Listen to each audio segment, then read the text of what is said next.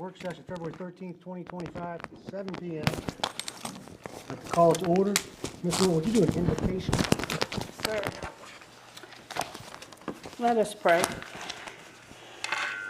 As we begin our meeting tonight, I ask each of you to remember our fellow board member John Moore and his family as he fights to regain his health and normalcy of life. Let us all learn a hard lesson that no matter our position in life, God is in charge and He determines our path. Many times He allows us to fall flat so we'll look up. As the ice storm slowed us to pause, let us remember Psalms 46:10. Be still and know I am God. For John, for all of us, He is our refuge and strength. We can wait on Him even amid chaos. As we gather tonight to make decisions that will have monumental impacts for many generations, let the character of integrity resonate within each soul here tonight. Let us commit to honesty, doing what's right, and being true to principles in a respectful way. There are no simple answers to this task passed down to us. We seek your guidance, Lord, and we remember Proverbs 11:3. The integrity of the upright guides them, but the crookedness of the wicked and the treacherous destroy us. Let us all be upright. In your Son Jesus' name I pray. Amen. Amen. Amen. Please join us in the Pledge of Allegiance. Pledge allegiance To the flag of the United States of America and to the republic for which it stands, one nation, under God, indivisible, with liberty and justice for all.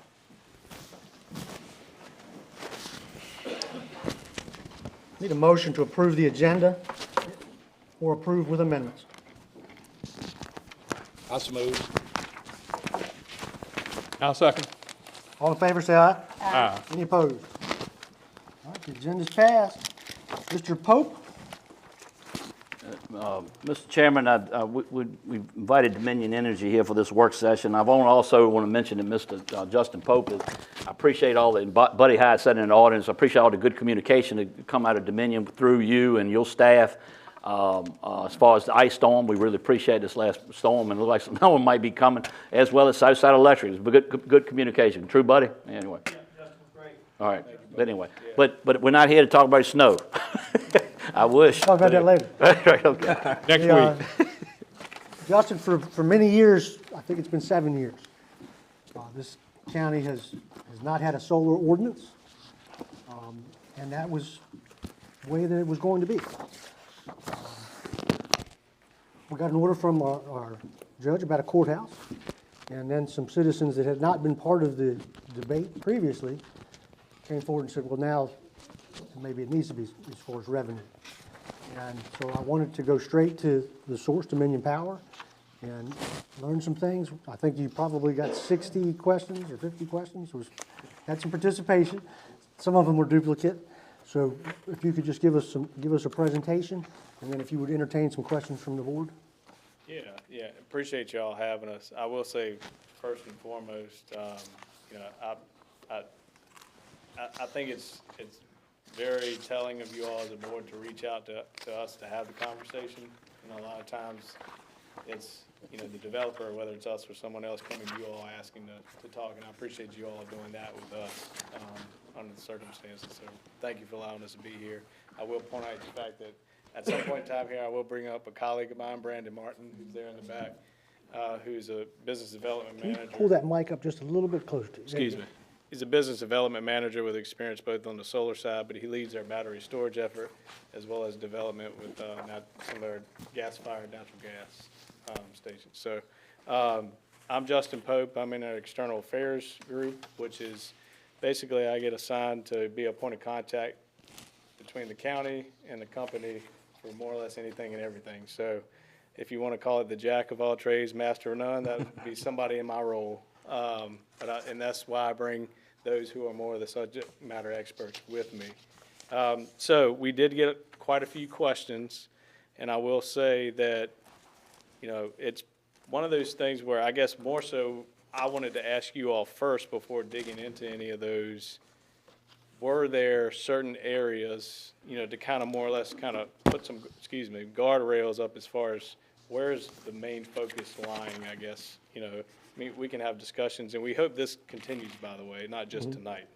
But I will say if there's anything in particular that categories of questions that you all were more so focused on as far as, would it be, more or less the adjustments, trying to figure out how the direction of the ordinance would go, or just understanding how the sites themselves would Well, operate it and goes, such. it goes to the economies of scale and the size of the sites. Obviously, the ordinance right now is very restrictive, and that, we're gonna set some adjustments to that tonight that'll go to a public hearing next March, where the citizens will be able to speak about solar in regards to the changes to the ordinance, if any. I know the cap, the total cap that's in our comprehensive plan, Mark had sent us a number of 1,700 acres. And then we've talked about, do we need to? Mark Hadley. Mark Hadley did, Yeah. from Dominion. Mark Hadley from Dominion sent us a number of 1,700 acres that matches our comprehensive plan as it's written. The idea that, we start at 50 acres, does that make sense with equipment and the cost of setting up a site? Rockbridge County was gonna use 1,800 acres. They did 3 400-acre parcels and then used small ones the rest of the way. So what makes a site attractive? We wanna have some opportunity to look at it. So talk about that, the opportunities for revenue, what the developers prefer, things like that. Yeah, and just from a site-specific standpoint, obviously, you talk about different scales, right? You've got utility scale solar, you've got the more what we call our distribution level solar, which, utility scale is what requires the transmission interconnects. Distribution level who can hook in right to the distribution lines that you see normally, out and about. 1,700 acres would be considered industrial in one site. Yeah, so. 400 acres would be more of a, would that be considered industrial, a 400-acre site? Well, again, a lot of it too would depend on setback requirements, as far as how much you all, if you have a lot more restriction on the setbacks in itself, that's less land that could be developed and devoted towards paneling or, the retention ponds and other things that go into the site itself. So it's really about, setbacks, buffering, all of that kind of go into play as far as determining what, you can fit within that, acreage alone as far as panel coverage, and then, of course, the megawatts themselves. I will say, sorry, and I was going to pull up some of these here.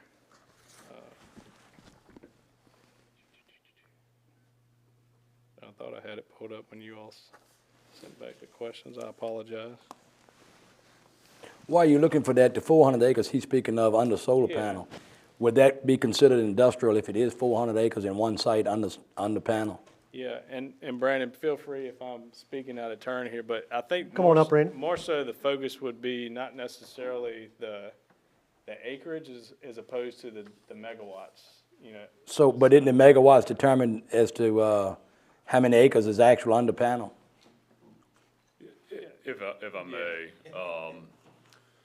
so in general, transmission connected solar energy storage would be generally 25 megawatts or greater. And if we just want to use some rules of thumb, for solar, you'd say maybe it's 10 or 12 acres per megawatt.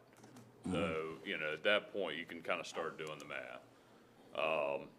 For a transmission connected solar farm, you'd want to be really close to that transmission line. I haven't looked at the map here lately, but I think there's a 115 kV line that runs through Nottoway here. So that would be something you'd be looking to connect to when you're trying to go greater than 25 megawatts. Under that, that's where distribution lines tend to be able to handle it a little bit better. And I'm speaking in broad strokes. It depends on whether it's a 34.5 kV line or whatever that may be. So those are kind of ballpark numbers for energy storage. And again, that's I focus on energy storage. I do new natural gas fired generation. My team does dispatchable generation, the generation that comes on when you need it to come on. But in general, for energy storage, my team is looking at connecting to those 115 kV lines and larger. Not saying that we won't do something to the distribution line. Our first couple of projects are distribution connected. But to y'all's point, the economies of scale, if we're gonna use 20 acres of land for energy storage, that's where it might make more sense to connect to the transmission line and be able to have that, capture that economies of scale. You say there's only one transmission line in the coming into the county? I haven't looked at the maps. I think it's the one that goes right through my farm. If I'm not mistaken, it is. What I'm saying to you is, you're saying is, I want to know the difference between a transmission line and a distribution line. Yeah, so transmission is a line that is higher voltage. So those are the larger size lines that you're gonna see. And they're meant for transporting power from one location to the other, comparatively to a distribution line that is then feeding the homes and the businesses in and around that area. All right, tell me, is that the three-phase line we're talking about, distribution line? It may be, Okay, there are different voltage lines, so, right. Well, too close to that. this line that comes through my farm goes directly to the substation, I guess it's a substation in Crew, coming down the hill from the cemetery on the left, if I'm going into town. And then there's lines that go out from there. I know one goes up toward Burkeville. And there's the other one that comes down and crosses down here right below the courthouse and goes to Fort Pickett. And the third one goes out, and I've seen the partial parts of it on the right-hand side of 360 going into Amelia. They're the only ones that I know of that leave from that substation, I think. So that would be preferred locations for Dominion would be along those transmission lines. yeah, so for a transmission connected resource, it would be along those transmission So lines. you'd be looking for willing landowners along those transmission lines. Yes, sir. Did you all get that imagery from, I think Mark had sent it maybe? I did, and I think I forwarded it to everybody's email. I think everybody's And got we it. can make sure you get it if not, but it showed kind of the outline of where the transmission, infrastructure was running. So for the purposes of equipment, infrastructure, being on that transmission line is preferred. Yes, for the larger scale projects, yes, sir. And that would be willing landowners in those areas. We had a company come to us, or was trying to come to us with a large scale. They were not close to the transmission line. What kind of distance do y'all require? In other words, this parcel of land, which is right above where I live, they want to do 700 acres under panel on a 2,300 acre site. But they had no access to the transmission line. So is there a distance that Dominion prefers to reach that transmission line? I would probably, from my experience, I've never seen anything much more than a mile away from a transmission line. Okay. So that'd be my experience, but there may be others. In most cases I've seen in other counties, there's some stipulations within the ordinance that ask you to be within 1 mile. Some have actually reached out further than that, but a lot of times you see that general. Well, now, one of the things that this company sent us when they said they were withdrawing their proposal was that y'all's hookup fee or whatever it was going to be greater than they were willing to pay. That probably is Thank you about very much. Keep that up. Yeah, so when you, and apologies if this is super technical, but when you connect to the transmission system, we are part of the regional transmission organization called PJM. And they operate the grid for a number of states. And that means that they distribute the power amongst the state. And that's where they get solar, they get gas, fire generation, everything comes in to make sure that it's a seamless system. But when you connect to the transmission system, they have to do studies. And those studies generally take quite a while and can be very expensive just to study whether it's feasible. From that point in time, they have schedules in which they do these studies. we are very much in a backlog state with PJM, which means that those studies are gonna take years to do. If I got excited about a project today and I said, PJM, I want you to study it. Well, odds are the studies would not be completed until 2027. And then it may be 3 to 4 years of network upgrades that they have to do. So in that instance, if I said, hey, we want to work with Nottoway for a 100 megawatt project, then they say, okay, we have to upgrade our transmission lines along the way and it's going to cost this much.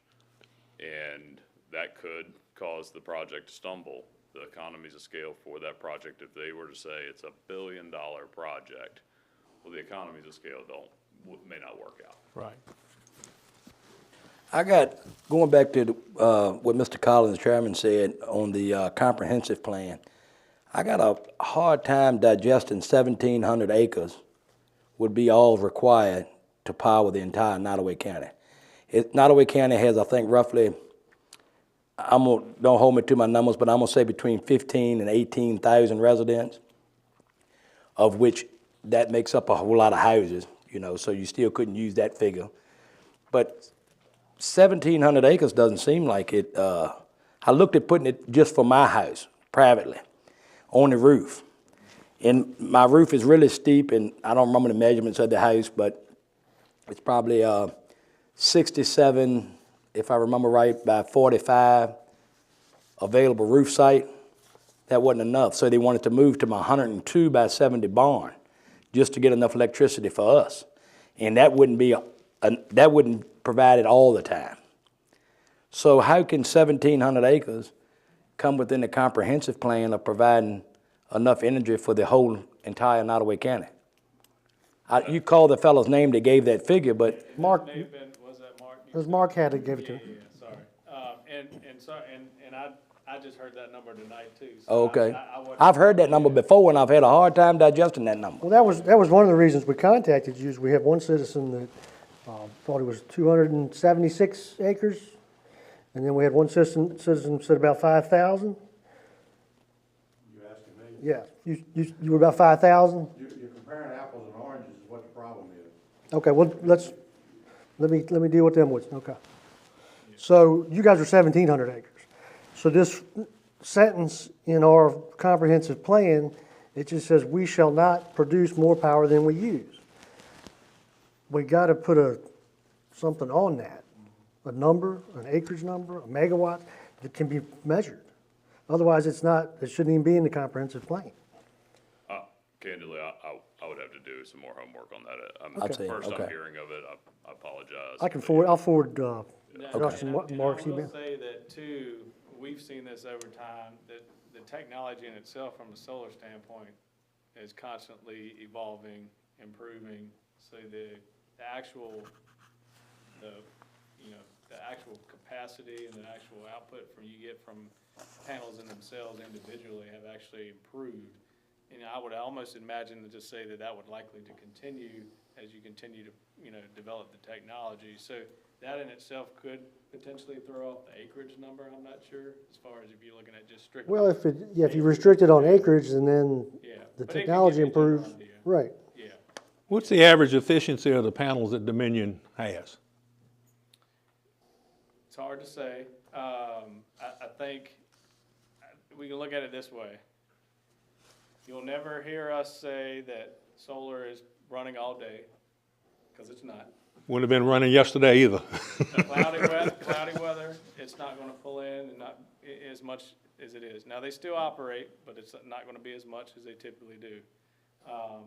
So they're very weather dependent, obviously day-night dependent. So it doesn't compare to a nuclear station or natural gas station or anything like that. So it's definitely more ebbs and flows as far as the amount that they're pulling in, percentage-wise.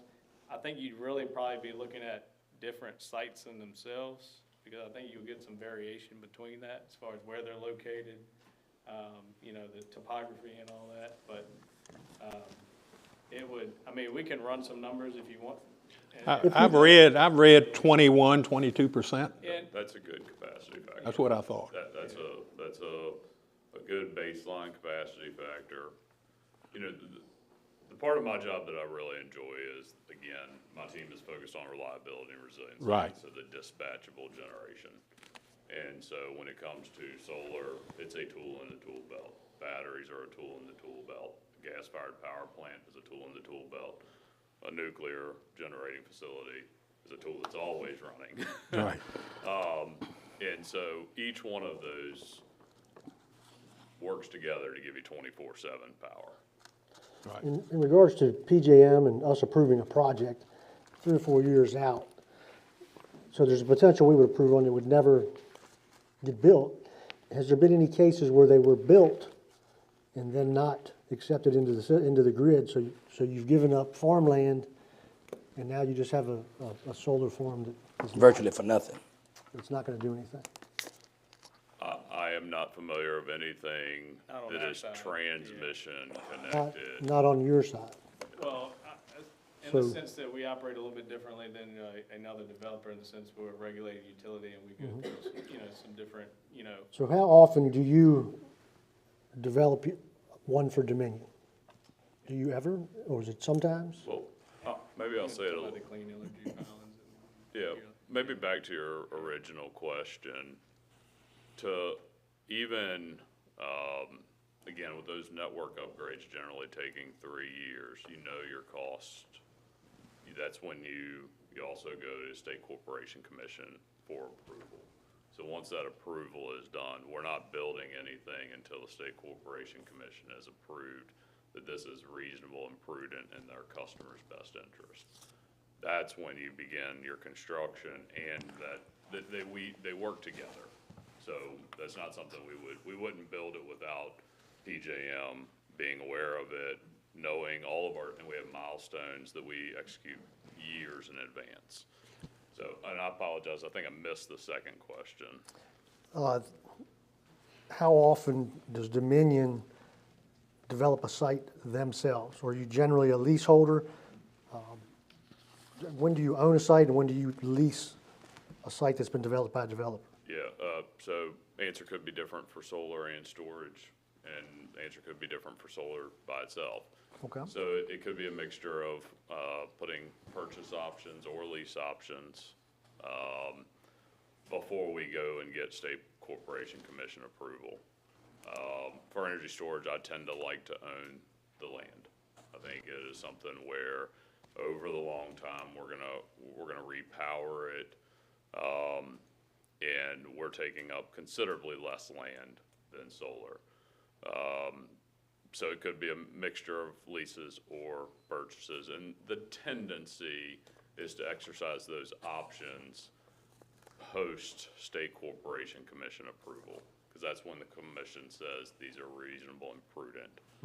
So, and normally a development time frame for, working with the landowner is while we're in this early stage of diligencing, doing surveys, altas, cultural resource studies, whatever the environmental studies, when we're in the kind of early stages, that's a lot of times where we'll pay a development lease option. And then as we move into, okay, the State Corporation Commission has approved it, and we're gonna start moving dirt, or we're gonna start doing something that may be like a construction phase of that lease option, or we would exercise the purchase option. And then it may go into like an operating life lease, meaning that for the next 30 years, we're gonna lease the land. So a 30-year relationship with Dominion Power for that landowner, what are the protections provided by being a partner for a landowner with Dominion in regards to water quality, neighbors, soil, just you name it? There's been multiple articles about some of the developers, multiple DEQ fines. Does Dominion run a tighter ship and make sure that our landowners aren't going to have those problems? Oh, yeah, I feel we do, yes, sir. Yeah, I think we work with the landowners on very favorable lease terms. At the end of the day, these projects have to pencil out for the landowner, but they also have to pencil out for the customers paying the electric bill. And so as different conditions are added, such as a setback or a buffer to a setback, that adds incredible cost to the cost of the project. And those things can have an impact on the viability of that project. The State Corporation Commission could come back and say, that project is not in the best interest of our customers. Well, how does Dominion choose which sites to purchase? You purchase them from the developers, or you purchase them directly from the landowner, or how does that work? And how many does Dominion own, actually? So you might be able to tell how many we own better than I can. Yeah. So we definitely in there and do both. We have self-developed projects that we're from the beginning. We have an acquisition side of our business development team that acquires projects as well. We also actually purchase power off of other developer projects in certain cases as well.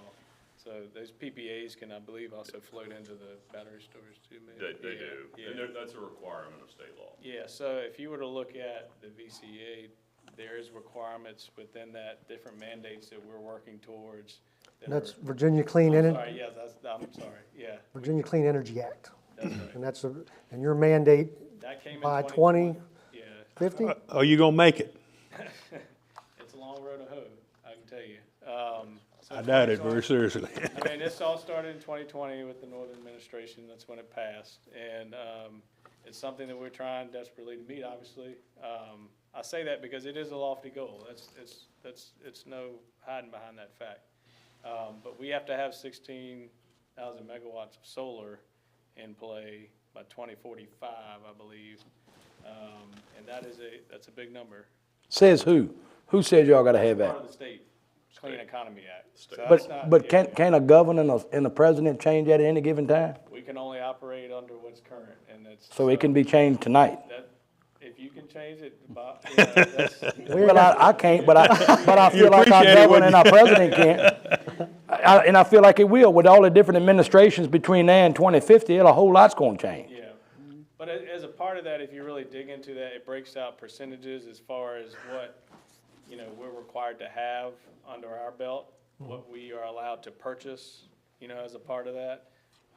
So it's percentages, production, lease, battery storage, there's, all of it counts. That's right. It's all one Yeah, basket. Yeah, so Yeah, and offshore wind actually goes into that as well. That's a part of that as far as, I want to say it was over 5,000 megawatts, so. If one of our citizens wanted to partner with Dominion, who do they call on solar, on solar? Or storage? yeah, they'd call one of my colleagues, one of the guys that sit right beside So me. that you have like a landman that go out and meet We do, people? yes, sir. I got a citizen that wants to know and I think I've already answered this for him. How many water basins are required per 100 acres by Dominion? Is that number the same as the most developers? And I responded by saying it would depend on the topography of the land, I'd say. But he seems to think that there is a required ever so many acres that you have to have a pond. There is a Virginia DEQ requirement. I'm not the best one to speak on what that's, That's all based on acreage yeah. and watershed. Right, he wants to know per 100 acres. It's not a set standard for a certain number of acres. It's the What's amount of watershed What's and it? acres. We're not having citizens speak on solar tonight, I'm sorry. He's currently doing a project, and he said DEQ and Dominion has two different numbers, even though it does, depend on whether you're in the Chesapeake Bay or the Chihuahua or whatever. But he said the figure he's been given is one pond per 100 acres. He's doing a several hundred acre pond, a several hundred acre project. Next question is, you said that it took years of study if you got hot after a particular project. So I'm somewhat familiar. I lease a farm that went under a lease option for 5 years. So within that 5 years, had that study had previously been done, or is this a developer just securing the rights to it if it did take off the ground within them 5 years? I'm not familiar with this project specifically, but in general, to even enter the PJM interconnection queue, you have to show PJM that you have sole rights to developing that project. So he's holding ground. Yep. he certainly could be holding ground. And it may not ever come to fruition. It may not, but you have to show PJM, and their real estate attorneys are pretty strict on, it's this tax map number, it's this. Oh, he's done all that because they're paying him $42,000 a year for 5 years to see if they want to come. And I think he's doing a wise thing by taking the money. So, yeah.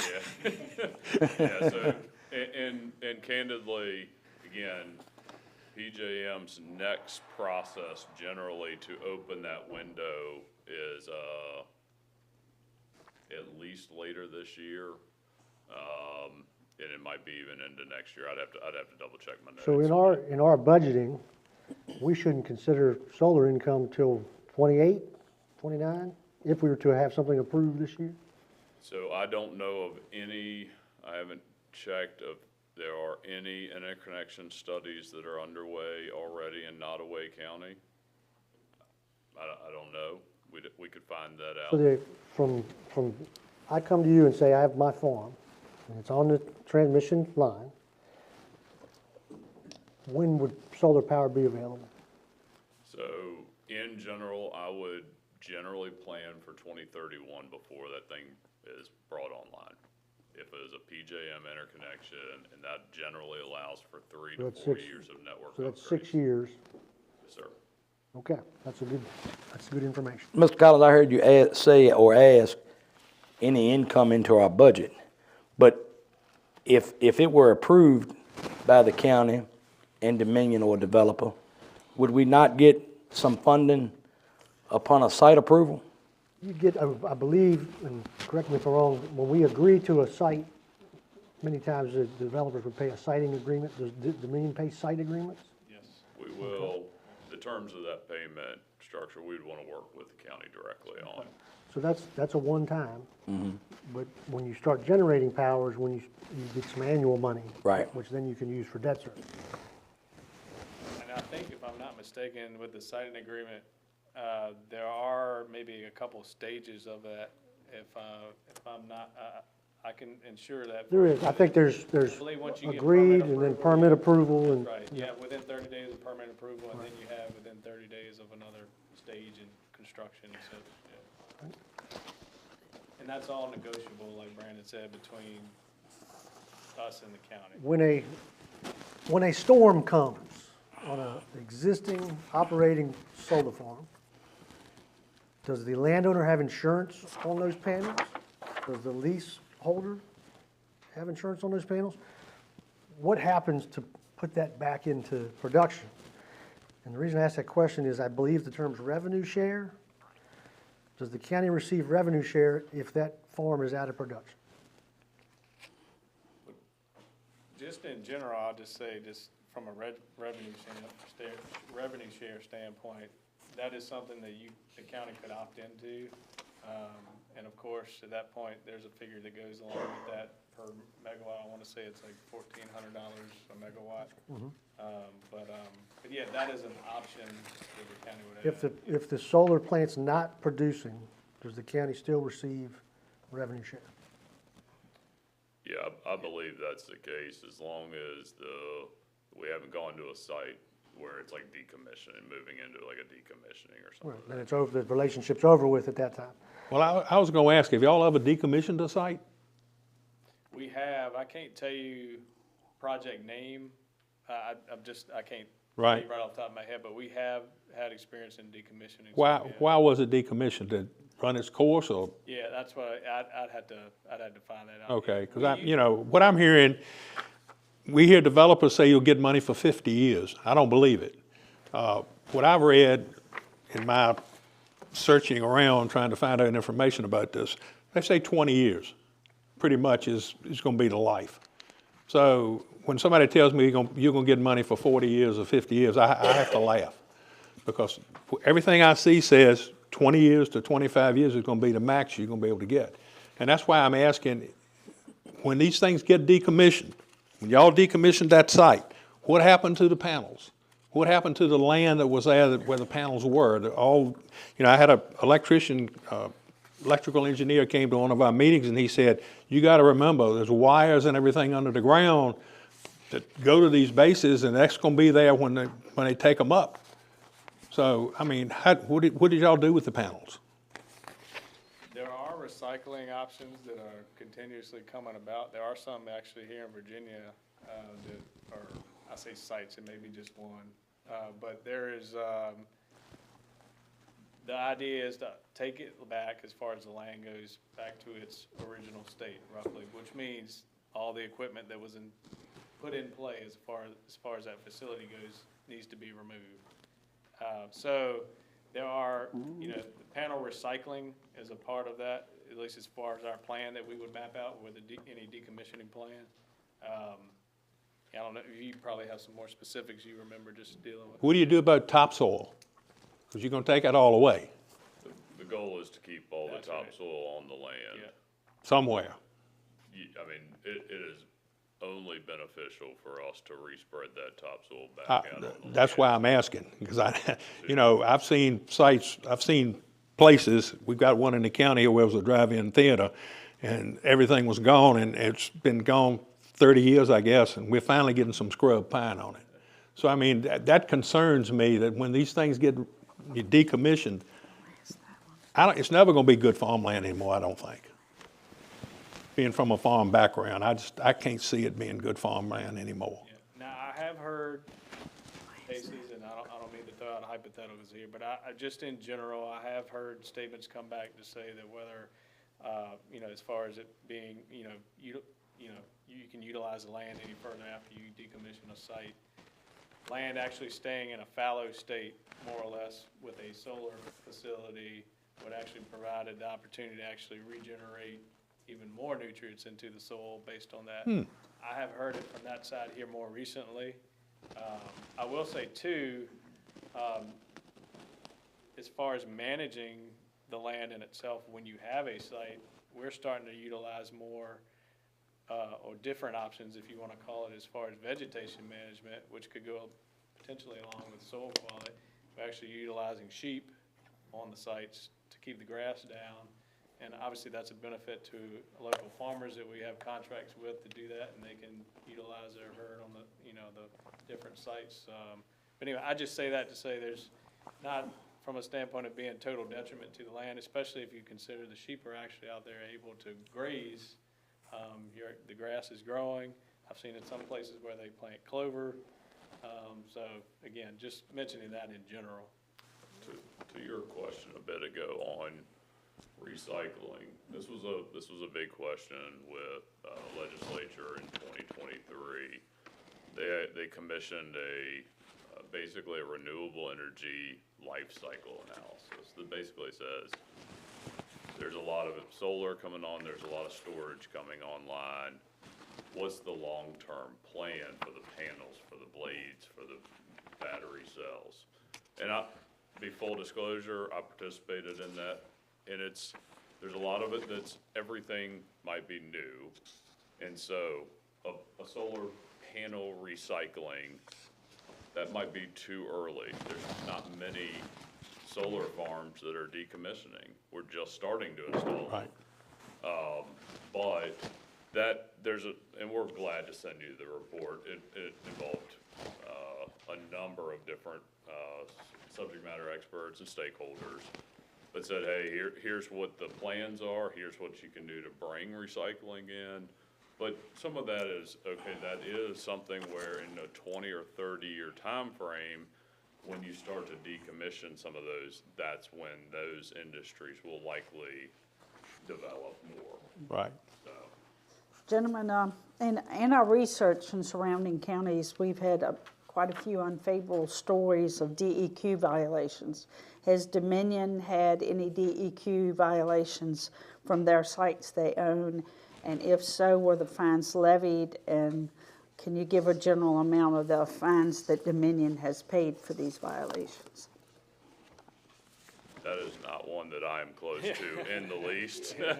We absolutely can give you more detail. I'm just the wrong person. And I apologize, I did see that question too, and I did not get an answer for that. Yeah, as far, that is something we had to go back through. But I will say, fines or no fines, there's definitely learning experiences that we've even had. And I wouldn't sit here and tell you we haven't learned things, you know, as far as,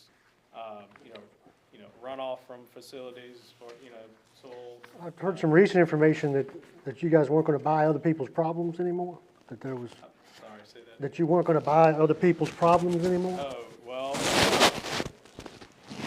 nameless facility, but just as an example, we've had some that we have acquired from other developers that, in a sense, were constructed the way that maybe would not meet our standards now, and, could be a standpoint from runoff standpoint with, so we have learned, if you want to say the hard way, and sometimes when it comes to that, so I'll just leave it. I saw that a neighboring county of ours is, there's a company, I think it's based in Israel, that wants to develop a site there, and they have had over $300,000 in DEQ fines, but they still want to develop a site. You're probably familiar with the company I'm talking about. I'm not going to call it the name because I can't remember it exactly, but that bothers me, because what it says to me is, I got enough money, I don't care if I mess up, I'm going to pay the fine, keep on going. Yeah. And I know Dominion's got plenty of money, so that really bothers me. But I will say this too, just in general, and this is, I can only speak for us here. We have a vested interest in being here, or any of the surrounding counties for that matter. I mean, just like, for instance, the co-ops for that matter. We'll do that tomorrow. We're here, we have a customer base here, so we have to keep that in mind at all point in time. It goes along with, evaluating projects, as Brandon was saying, to keep costs down, because that's obviously something that we don't want, putting the burden on our customers anymore too. So a developer can come in, put in a site, it's a little bit different scenario, right? They can operate a site, but, at the same point in time, we just have to think about it a little bit differently from our standpoint than others would. Have y'all had to take over any sites from a developer, such as bankruptcy or by a developer, and anything of that nature to your knowledge? I wouldn't say maybe have to take anything over. Well, no, you don't have to take. So let me rephrase my question. A developer has a solar site over how many acres? They go belly up. What happens to it if y'all don't take it over? I would imagine. How does that landowner keep getting paid, and how does it get decommissioned?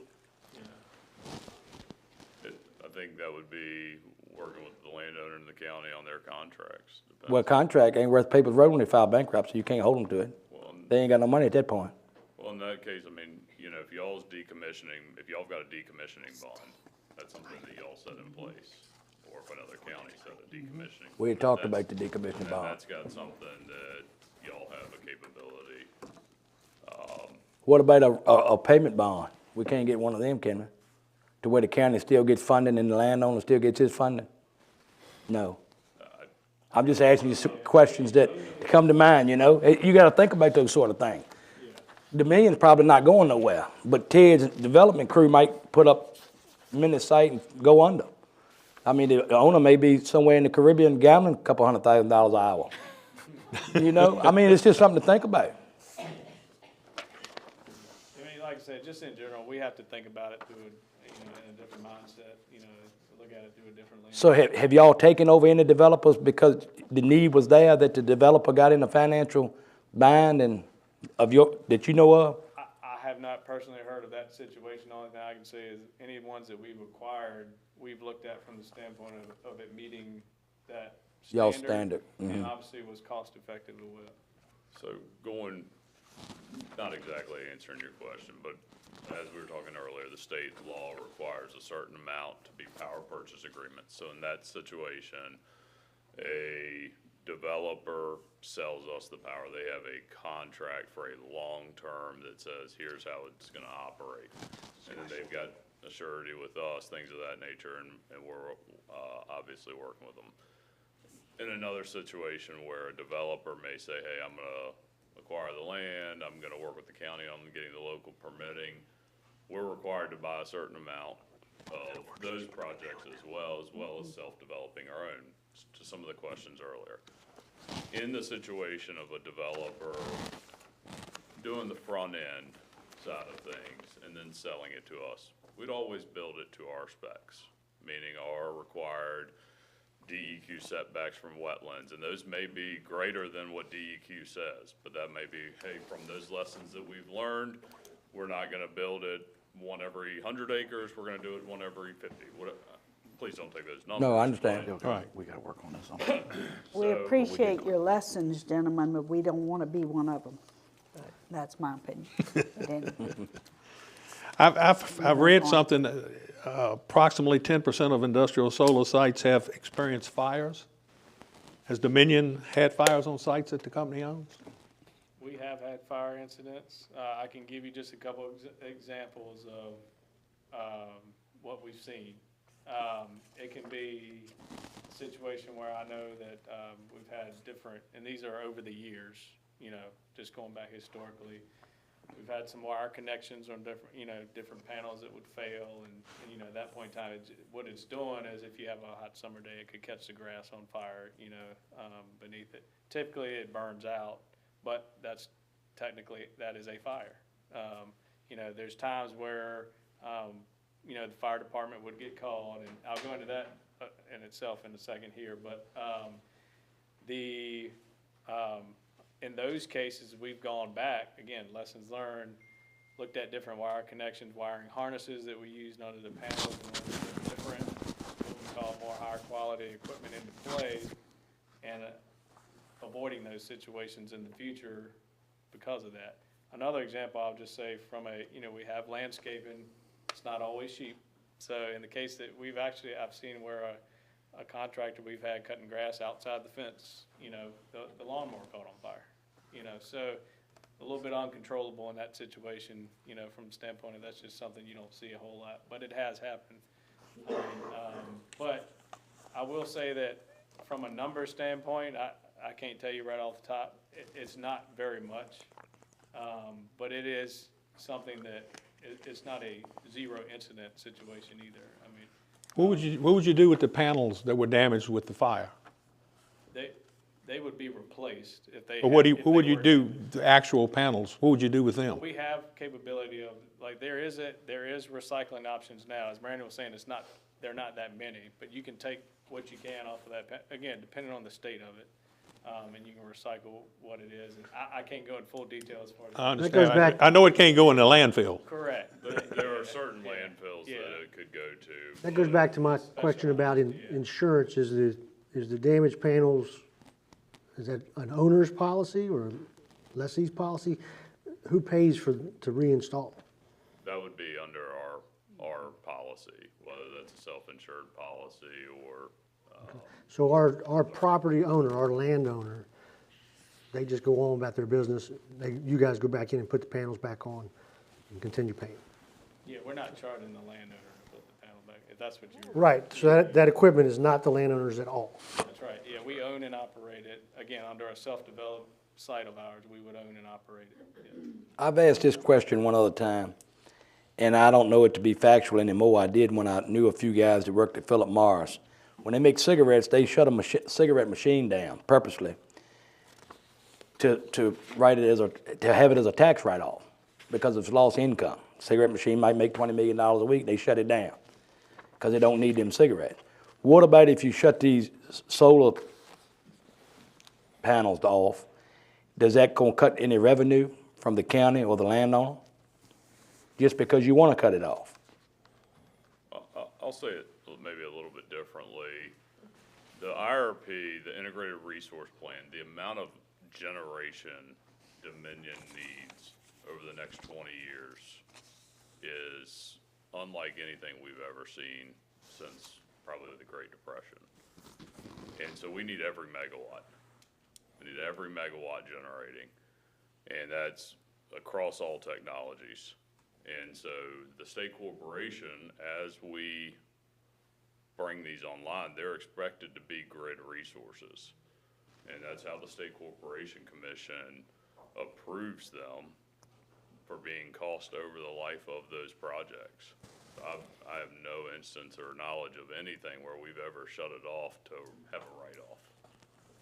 Or simply because, what about if it's down for whatever reason? It caught fire. If it's off the grid, I know you're probably gonna say it depends on the way the contract is written, But does that landowner continue to get that annual lease payment, and does the county get to generating income if it's not generating? Yes. They answered that one previously. They answered, if it's Yeah. not generating, that they would still pay? Couple- Oh, I couple- didn't hear that then, I must have been reading. Yeah, I mean, there are instances where you have to take a section of panels out to replace if it's a tracker system, right? We're not going. Tracker system being the panel that follows this up. That's right, yes, sir. And so, hey, it's mechanical equipment sometimes. It's that gonna fail fails, sometime. You know, so that means you just go in and replace that equipment as the availability of parts or whatever that may be, but that's not a situation where we're saying to the landowner or the county, well, we had one string out, so you're getting X minus something. Yeah, any generation asset that we have, you have to assume that there's a maintenance period every so often through that, whether it's a nuclear station, natural gas, so, you know, so there's periodic maintenance is gonna take place no matter what. Some of the questions may sound dumb, and some of them that I've been asked, I feel like it's dumb. But the citizens wants to know, so that's what I'm here for. So if you think they're dumb, I think some of them are too. I think Dominion has plenty of money, and I think it all depends on the way the contract is written. That's what I think. I think a good lawyer that would sift through the contract and meet the needs of Dominion, the landowner, and the county, it can be structured every kind of way the paper can go. That's the way I look at it. And I want to tell a lot of people that, and I do tell them that, but they don't comprehend that too well. Thank you for coming. Does anybody else have any? I just want to ask, One more? I've Couple more? read about the fires. Does Dominion help with local fire departments to let them know We missed how that. to handle this? Thank you for bringing it back up, Mr. Ingram, because I didn't get to what I said I'm coming back to, so thank you. So as a part of any solar facility, battery storage, it doesn't matter what we're talking about here, there's an emergency response plan built into that's something we work with the county to put together, that involves local fire, EMS, you're looking at it from, typically the interaction is mostly with the fire department, right? So Right. what we do is, in a case where we have a site that's being permitted, typically if we have once we actually get approval, that kicks off the initiation of site acclimation with the local fire department, taking them out to the site, getting them used to the layout, explaining what the project parameters are and everything that is going about it. Then you have that periodic training, those touch points throughout. There's the initial training and acclimation to the site, but then there's a periodic, if you want to call it continued training, and interaction as we go from there. So it's it is not we're just gonna call you at, Right. we're gonna wait for something to happen before we interact. No, we'll start that on the front end. Well, now, if you're leasing a site from another developer, do you go through that same, or do those people do it, or do you do it? Talk to the firemen and, the emergency people. Yeah, in the event of a power purchase agreement where we would be buying the power from it, they have to work directly with the county and to make sure that y'all are comfortable with them. And because that's not a project that we own and operate. See, that's why I was asking, because, I'm reading that's- about some of these companies, and I'm not real comfortable with them coming in and taking care of our emergency people. That scares me The also. relationship with Dominion is important under the power purchase agreement. And I've got, I will say that doesn't necessarily, I stated it typically kicks off with the start of permitting or approval and such. I mean, we obviously can have plenty of interactions, even if they're, in the case, I can speak to a couple of other counties that I have touch points with. We've met with, the leaders of the fire departments to go over just in general what it is. And it might not be project specific, but it's general solar knowledge training, if you want to call it that. So we can definitely work with the locality to make it. Okay. of course, the reason, there's two reasons that we had invited you tonight. One is, one of our supervisors is property rights. He's concerned about people being able to use their properties. And then the second was the revenue. And we've talked about the $1,400 revenue share. Are the sites taxed for the material and tools? And does the real estate value increase as it's improved? Can you speak to that? So the situation of different taxation, it depends on what the county designates with respect to revenue share and siting agreement payments. So if y'all designate one versus another, there are implications that. But it doesn't, so I built a house on a piece of land, the land was worth 10,000, I built a house that's worth 110, and it's taxed as such. Dominion takes a $5,000 piece of land and puts $10,000 worth of solar on it. Is it then $15,000? Do you know? Again, that would go back in, and we're glad to have further discussion. So it's all about the contract? Well, it's all about the county designation with the revenue share. So is it considered an improvement, Bill? Is that what you're saying? That's what I'm asking. He's asking, is it considered an improvement, such as the land example he gave you being only worth 10,000, but he put a $100,000 improvement on it, and now it's worth 110,000. So can we come out and Reassess? reassess this land and say, well, boys, y'all getting $1,500 or $1,200 an acre per year, and you got $5 million worth of solar panels on it, and that's improvement. So now we're gonna tax on that. As far as I know, the machinery and tools tax comes into play as far as evaluation of site and tax revenue for the county. So Okay. I think that's what you're looking at when you're. But it's directly linked to that revenue share contract. Designation. Negotiated at the beginning. How much longer would it take to put, if any, and I'm assuming it would, a 100 megawatt project in opposed to a 5 megawatt project?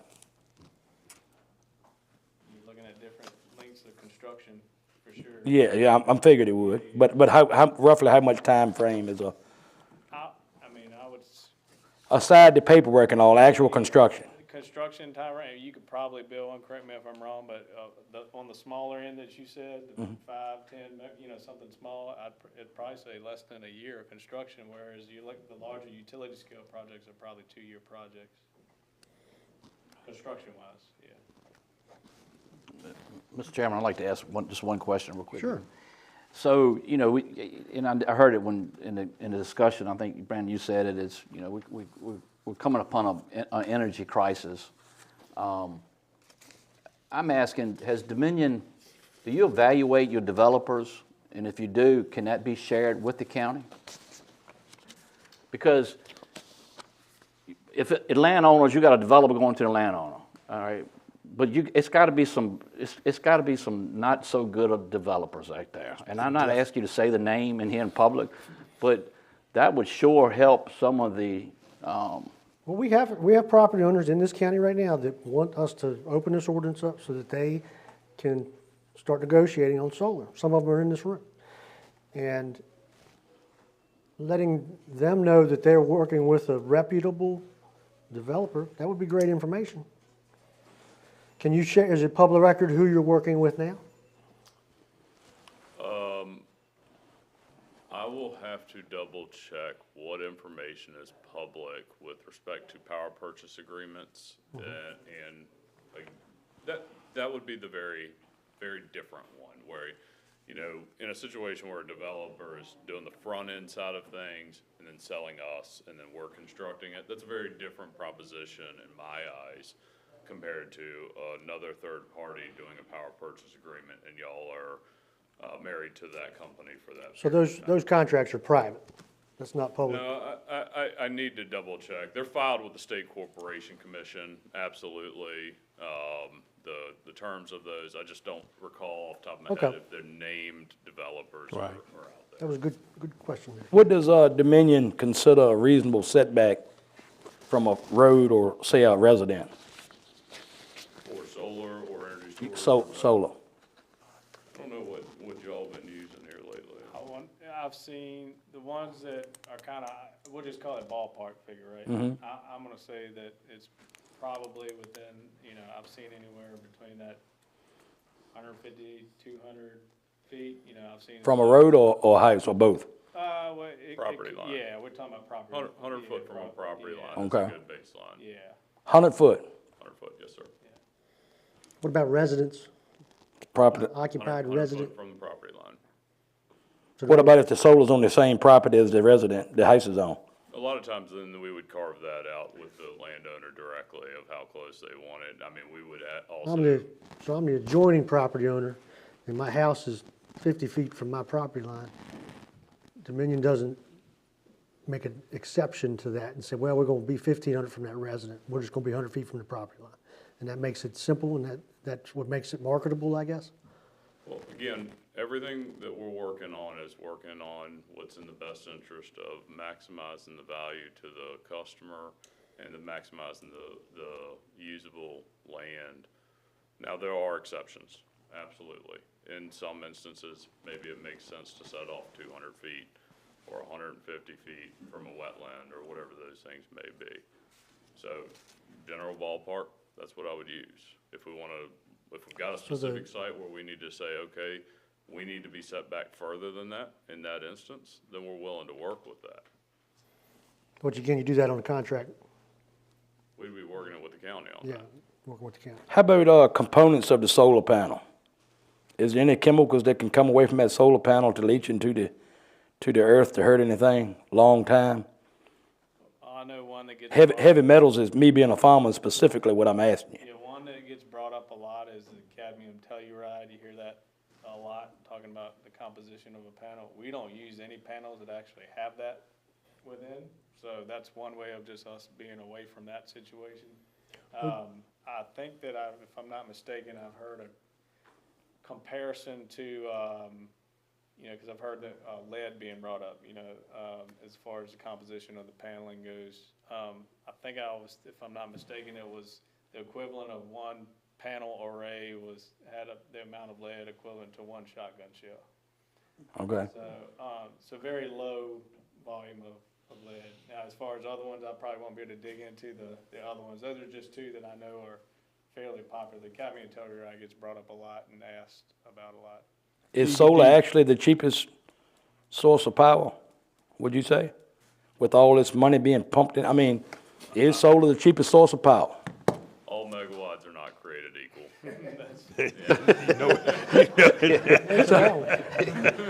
So you would say it's not the cheapest source of power? Well, it's one of those situations where it's not a dispatchable resource, and this is where I love dispatchable resources. So it's something that we would, it is plentiful on a sunny day, but the natural gas plant saved us. You gotta run your peaker plant, your base load plants. Plus, Your consumers pay more because you have more equipment out there. and it gets dark every night. It does. A friend of mine said if the sun don't shine tomorrow, that means you have died. Because the sun's gonna come up every day. You might not see it, but it gets light. All right, I think that's all I got, Mr. Chairman. Still going? What do y'all do with, I know the battery storage is a big deal too. And there have been fires with those batteries. And that concerns me also. It's lithium, correct? That is the most common. Right, and Ion energy. I know lithium fires are hard to put out, as our EO emergency guy there. And that's another thing that concerns me. What kind of setbacks do you have for batteries? Yeah, so a lot of the things that we do with energy storage are very unique in the industry in kind of a precedent-setting way, meaning we have greater spacing requirements than the industry as a whole says you need to have.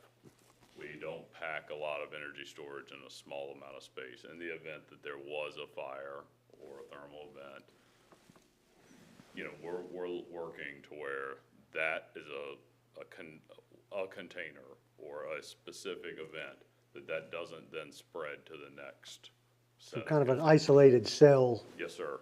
Like a firewall kind of, so to Now, speak. at the end of the day, we use, we're very strict on what vendors we use. And as much as that makes my job difficult, it's a good thing. Right. Because we don't buy equipment off the shelf that doesn't meet our safety and our cybersecurity standards.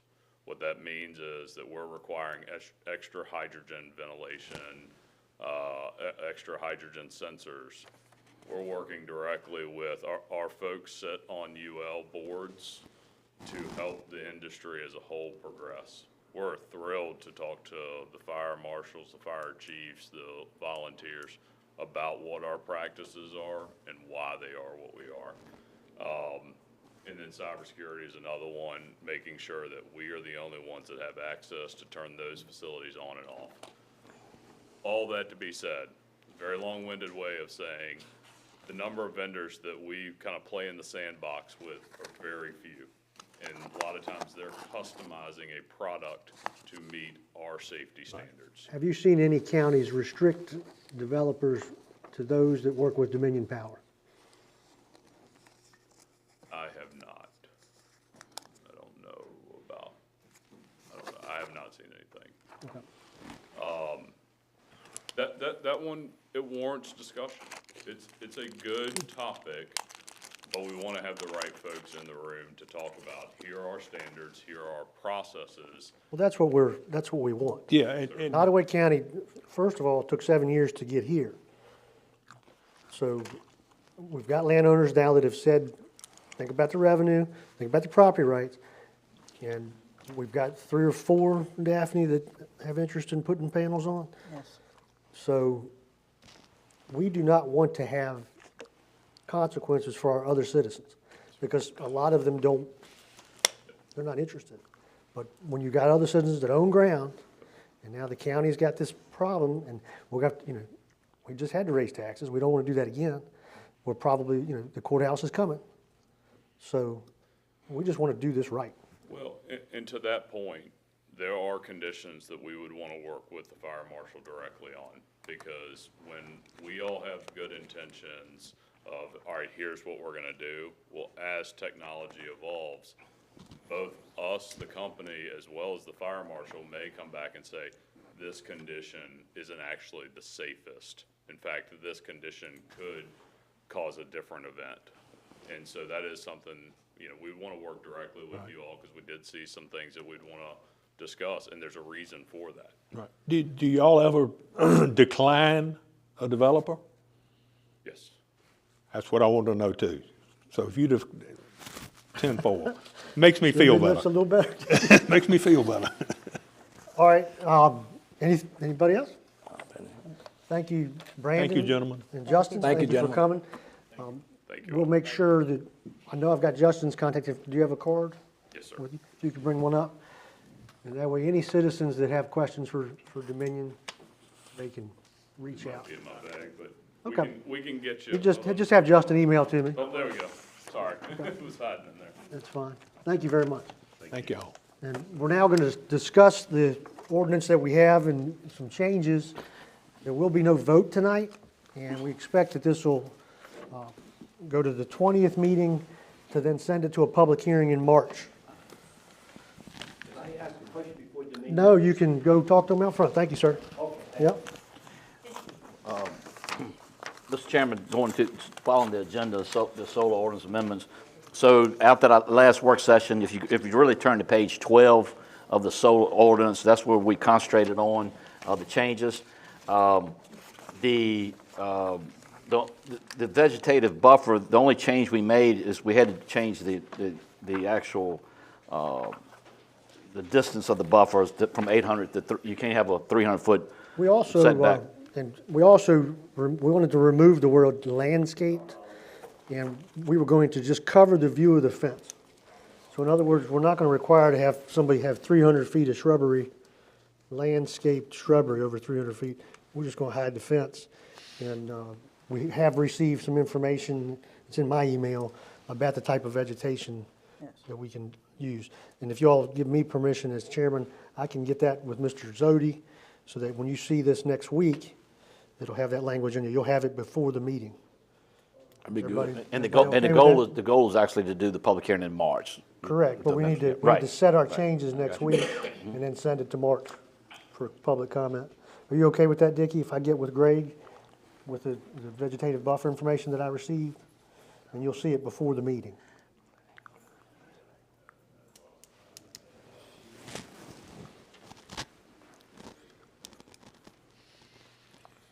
All right, now when you say, excuse me, a landscaped strip at least 300 feet wide, We're gonna remove landscape, setback will remain the same.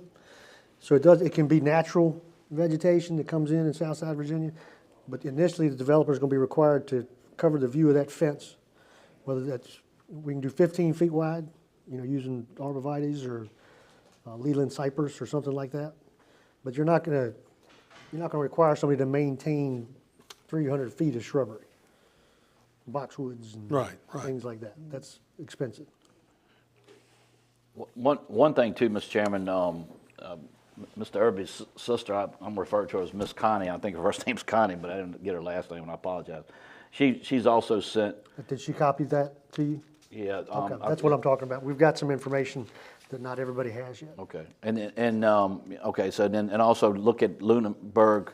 Lunenburg has a pretty good, interesting, I think a pretty good buffer situation that we thought was it was good, and our county attorney said, be careful by getting too deep. You may not want to get too specific as well, so just keep that in the back of your head. Too okay? specific in regards to, Certain you type of require. plants, say it again? certain type of plants. Oh, okay. How about this 1,200 feet, Mr. Chairman? Let Catherine. All right, so we're going to number 4. From the habitable dwelling. We just heard the gentleman said that they're liking this in other places to go to 150 foot to the property line. Well, we're also 300, we're already more restrictive. You're way more. We double that on just the setback distance. We live out here in the country, and we got some big parcels of land. And I would not like for my neighbor to put them on 100 feet from my house. Neither would I. But are we gonna mention in the language that if the neighbor gives his blessings on it, that it can be within so many feet of the house? And if so, how many feet is that gonna I be? think was that still in here, Greg? Neighbor's permission?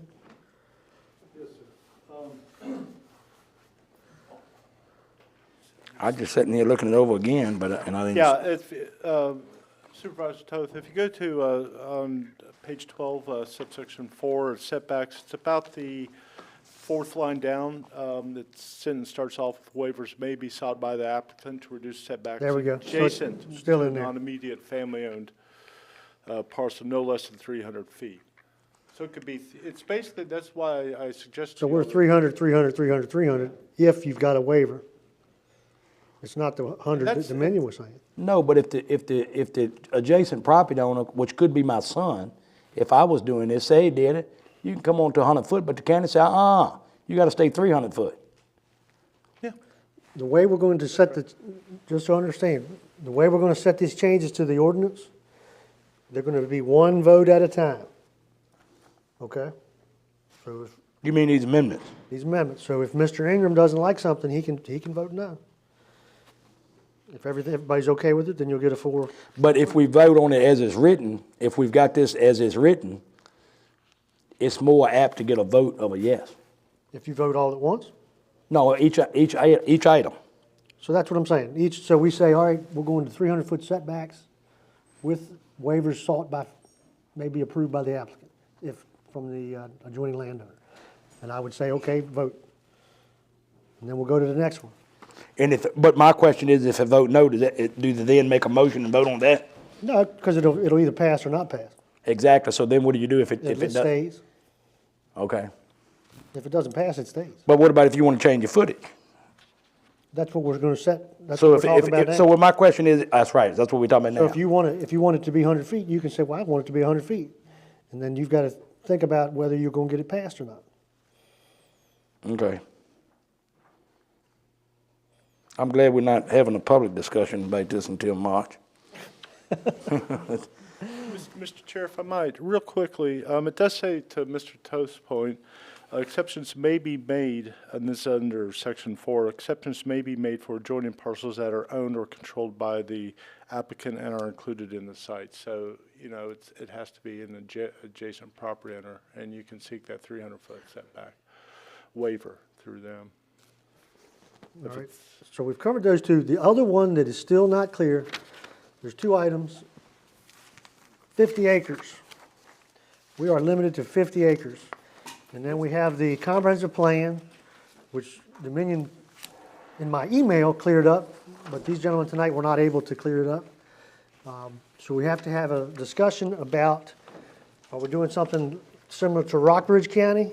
That said, okay, it's 1,800 acres, we're going to do 3 400-acre sites, and the rest of it can be taken up by small sites? Or we're going to do just one number and say 1,700 acres in the county of Nottoway, Virginia. If it wants to be more than that, then you're gonna have to go back to the comprehensive plan and remove the language regarding use of power and production of power.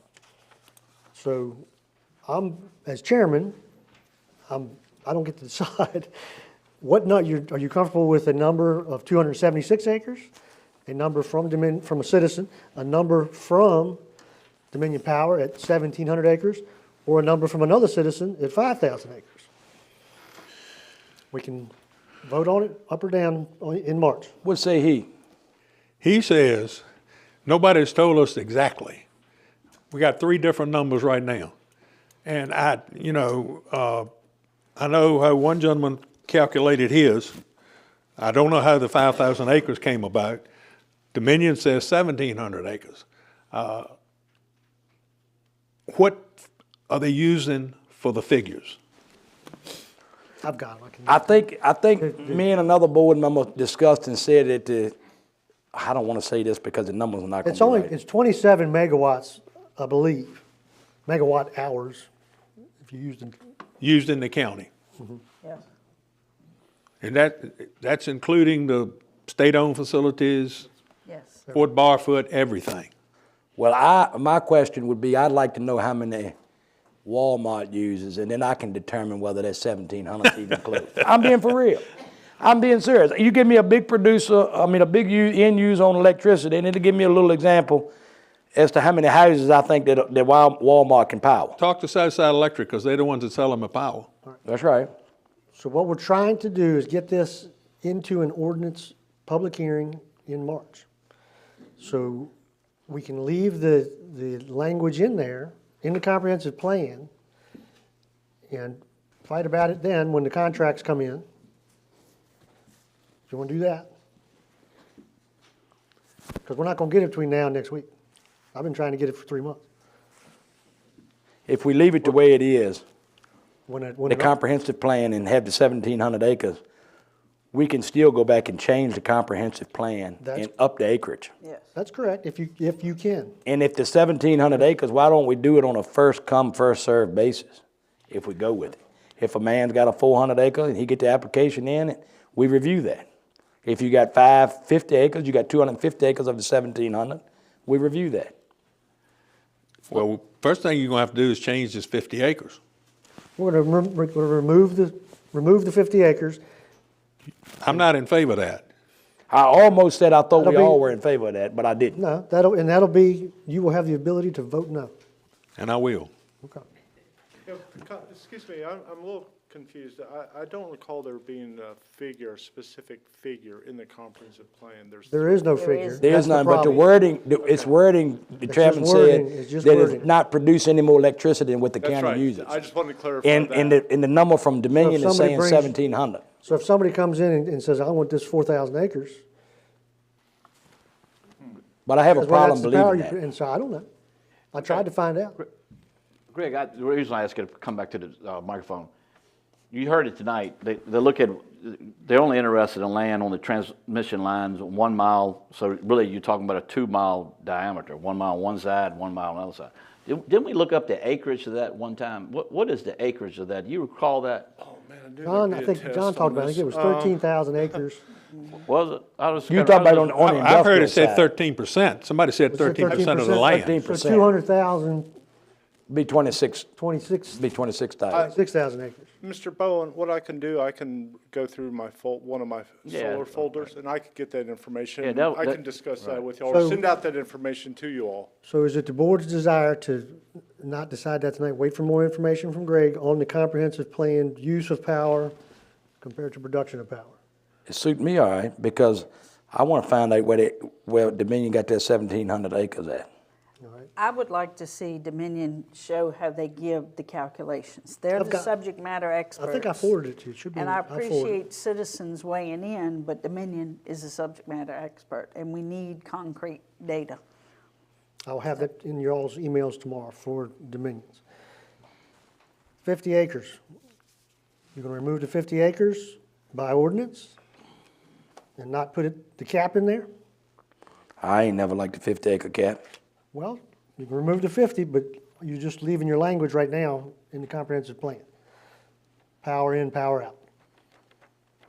By removing the 50, Yes. but you still keeping the 1,700. Well, are we gonna use the 1,700? We can decide right now. You wanna put the 1,700 in the? Is the 1,700 the actual, That's what they came from Mark Hadley of Dominion Power. what about if he calls you up and say, hey, I misfigured that thing? I know I did. I did too. I Tried should to have been up figure at it several 4,000 times. acres. I tried to figure it several times. We need to find out how much Walmart using. I can figure it out. Tonight, these people are sitting here listening to us. Are we gonna put the 1,700 acres in there? Or are we gonna leave the language that power in and out? And are we gonna remove the 50 acres? Bo, tell me what you want. I'd like to remove the cap of 50 acres Okay? pertaining to the 1,700 because it can still be within our comprehensive So you wanna plan. add the 1,700? Yes. Daphne? I want to see the 1,700 specified. Okay, and what about the 50? You want to remove the 50 and put the 1,700 in? 1,700 is a cap, Mr. As a That's Chairman. the cap. That's the cap. Yes. Yes. Mr. Ingram, this is not a formal vote, but we know, well, you already answered. You want to put 1,700 in? I don't, again, I'm gonna say, I don't know where they came up with these Well, figures. I'll have it to you in your email. I don't either. But this is Dominion's figures, and we've got figures from other people. So anyway, I, You want to leave 50 on and put 1,700 in, or not? You want to leave the language that just says if I so? want to leave 50 acres. Okay. And then the power in, power out language? Same thing. I want the power in, power out to You've remain the added the same. comprehensive plan, but in the ordinance, we'll put the 1,700. I'm not in favor of putting the 1,700 because I'm not sure it's right. Okay. Yeah, we may find out that's wrong and we may have to change that later, This is Mr. just Chairman. consensus, we're just trying to Right. get consensus here. How do you feel, Mr. Chairman? You heard from us, let's hear from you. I liked the couple of 400s and a couple small ones. We do have some small folks, small landowners that have done some work. And somebody comes in and gobbles up to 1,700 and then never does anything, and here we missed opportunity. You heard what, sometimes they don't happen. Right? Big landowners say, I want the whole 1,700. First come, first serve. First come, first served. First 50 come, acres first served. gets there first, they get 50 acres. You want to do that? Yeah, that's what I'd like to see. Well, then I'm fine with removing the 50 and we'll just go 1,700. If you get a 100-acre application, you get a 100-acre application. You get a 400, we get a 400. We're not going to get any applications unless we hurry up and make a decision. Yep. All right, we're going to move on. I think that's it. You got everything? You can check tomorrow. Yeah, okay. Okay.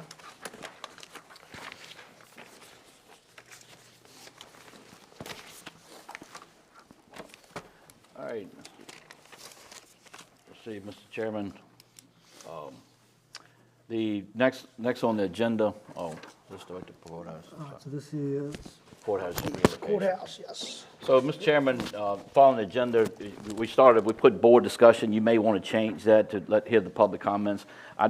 We put the board discussion if you want to open up now. But I do want to remind you that our county attorney is here today, Catherine Douglas, and we are actually under litigation concerning this courthouse. So be very careful with your comments. Right now, I think you should be better off to maybe listen more than having a lot of discussion. So this is in regards to the order that we make build a new courthouse to be secure and safe for the citizens of our county. Right. And also as a public comment, you'll see a letter in there from John Prosise, who was a servant to the county for many years, and that's his opinion. He could not be here tonight, but that is his opinion as far as relocating the courthouse. But I just wanted to share that with you. Has everybody signed up that wishes to speak when we open this public hearing for the courthouse? Anyone else want to? Well, you can decline if you want to. Do you want to come put your name on? I thought we weren't going to discuss it. Oh, but we're going to listen to them, okay.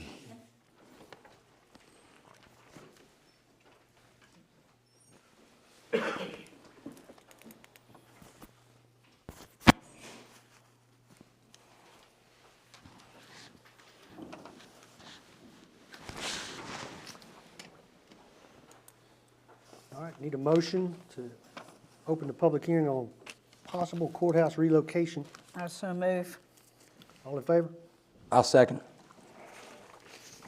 Everybody in favor, say aye. Aye. Aye. Okay, we're gonna start the public hearing. First speaker, Mr. Bill Wilkerson. What is this? Oh, no, I haven't seen that. Is that in our packet? Hello, folks. My name is Bill Wilkerson, and I'm a lifelong resident of the town of Crewe and Nottoway County. Go back many years, all 88, 78, how many years it's been. It's been a real pleasure. Come up a little closer to the mic so the citizens can hear you. Okay. Thank you. Y'all rather look at this side? I want to tell you what a joy it's been to have lived in Nottoway County all these years. And we have been very, very blessed in that we have been received by so many people. Their love has been with us. Unless you're blind, I think you can tell we're kind of in good shape. All right. We had a fire. We lost our facility.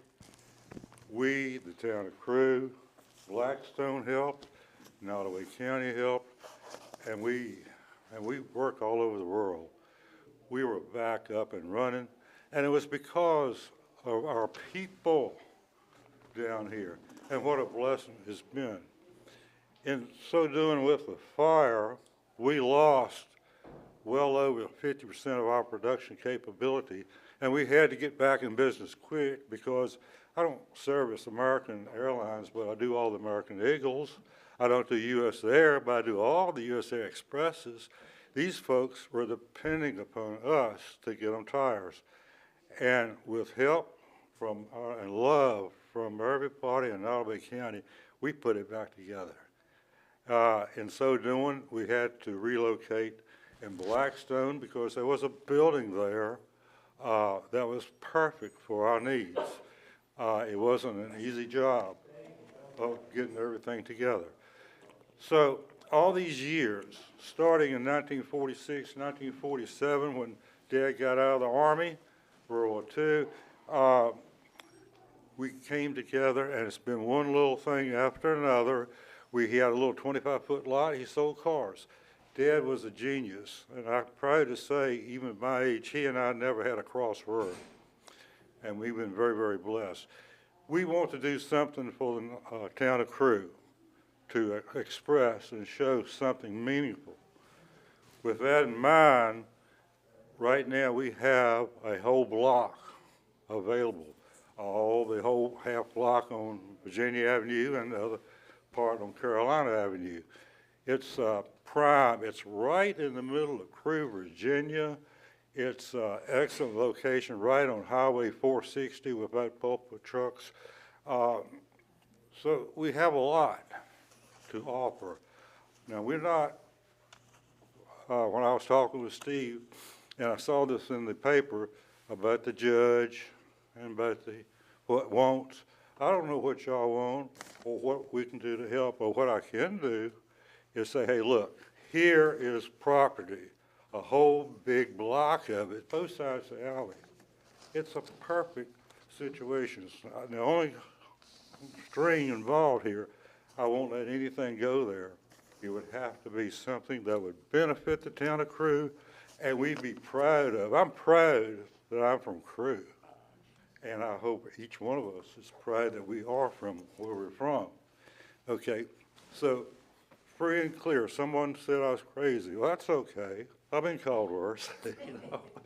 I don't want a penny. Only thing I would request is if we were to move this property at no charge, I would want it specified. It would be something very nice put up. And if y'all gonna do something with your courthouse, it might cost you more to reconstruct this with what the judge wants. I don't know. If it's gonna cost more to refurbish this place or put up a brand new, just like you want it in Crewe, that would be a blessing. Put it up in Crewe. Crewe would thank you all. You know, Mr. Ingram and I remember the days when we and Blackstone didn't always get along real good. Yeah, we do. But we've gotten over that, almost. We've almost gotten over that. When man mentioned Walmart, electricity, we are a big user of electricity.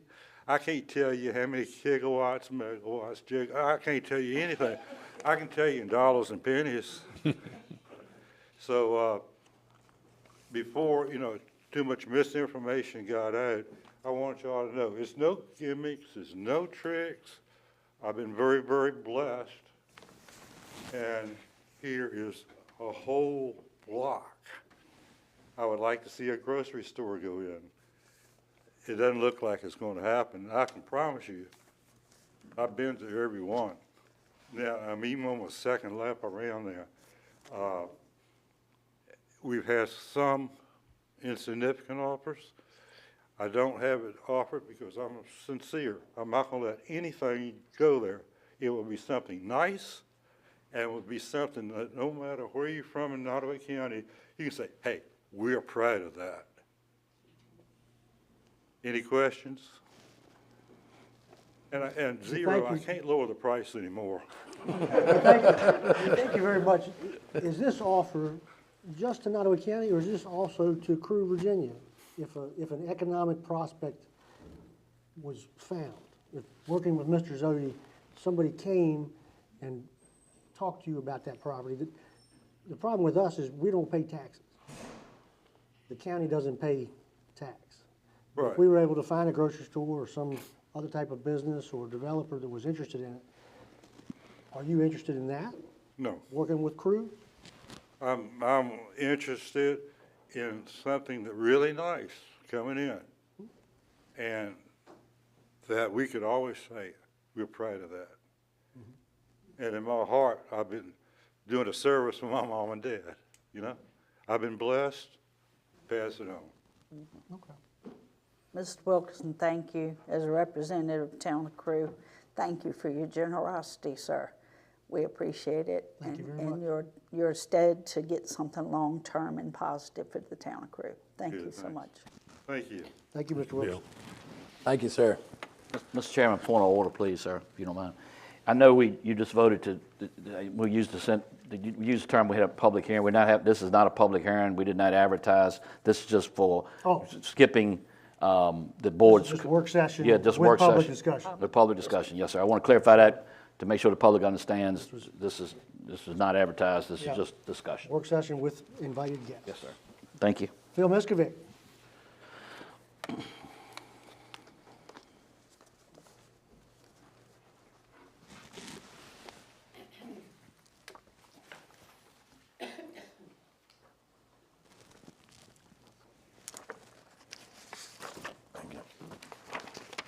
Okay, thank you, Mr. Chairman, members of the board, Mr. Bowen. I'm Phil Miskovic. I'm the town manager for the historic town of Crewe.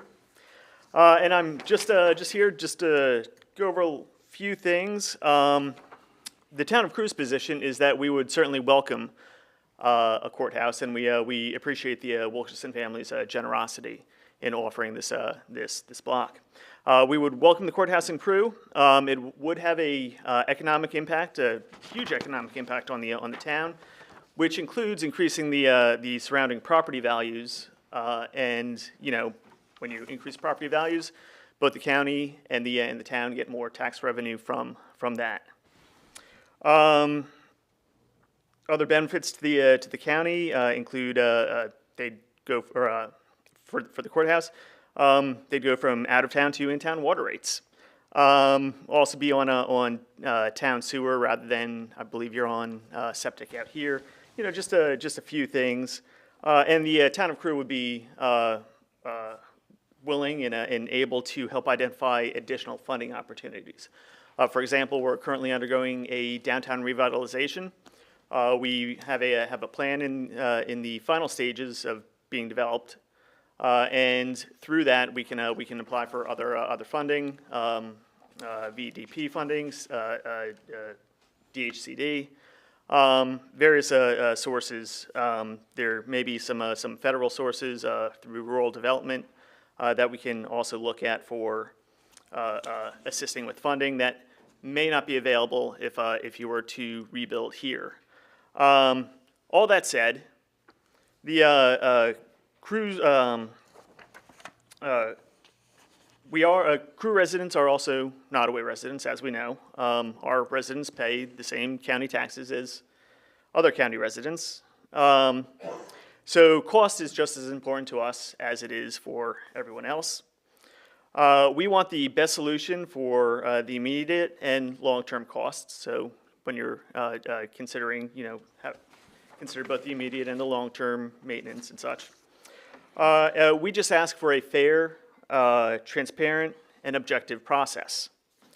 And to that end, that paper that I just handed out goes in the background. The three options: renovate the existing facility, build a new facility in the county outside of town, and build a new facility in town.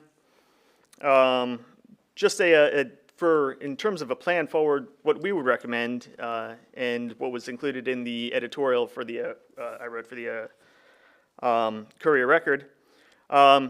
First, start by setting goals, and I would identify the goals as ensuring the health, welfare, and safety of court employees and public with a facility that meets statutory requirements.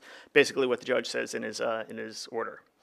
And the second goal is mitigate the short and long-term costs to taxpayers. So get the job done that needs to be done at the lowest cost possible is the major goal. Other additional goals could include, looking at strengthening local economies, ensuring historic preservation and the historic character of the courthouse, things like that. So set the goals, then determine what the options are, which are probably those three options, unless someone can think of a third one or a fourth one. Establish objective metrics for evaluating the options. So we have these options. How are we going to determine what metrics are we going to use to make the decision? Then gather all of the relevant data for each option. So how much is each going to cost? What's the economic impact? What are the long-term costs? Things like that.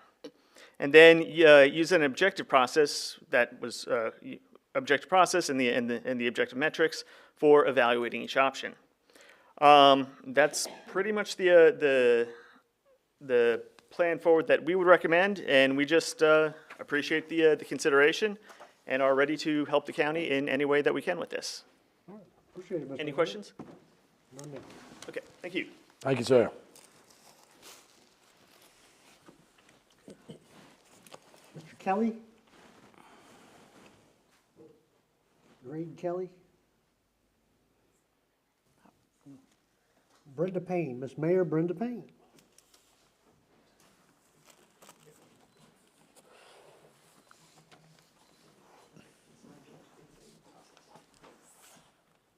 Good evening. Good evening. Thank you for coming. Sorry about that. I was trying to get an answer.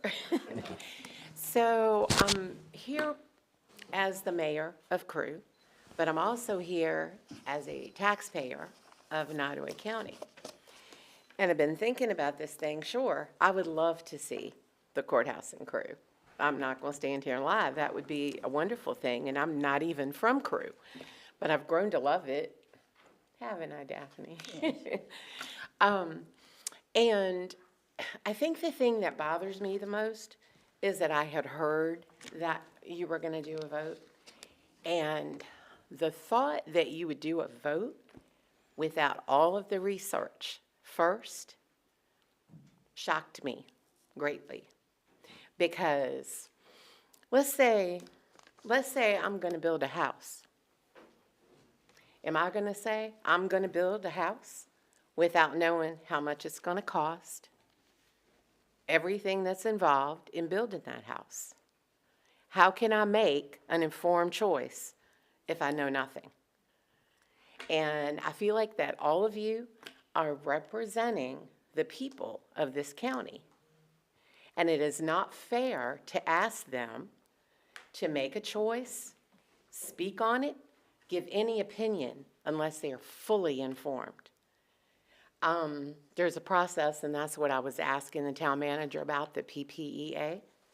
That is a process that you can go through to get everything you need, everything that is required, cost, and I think that that should be made available to the people that you represent, and then they should be able to speak on it.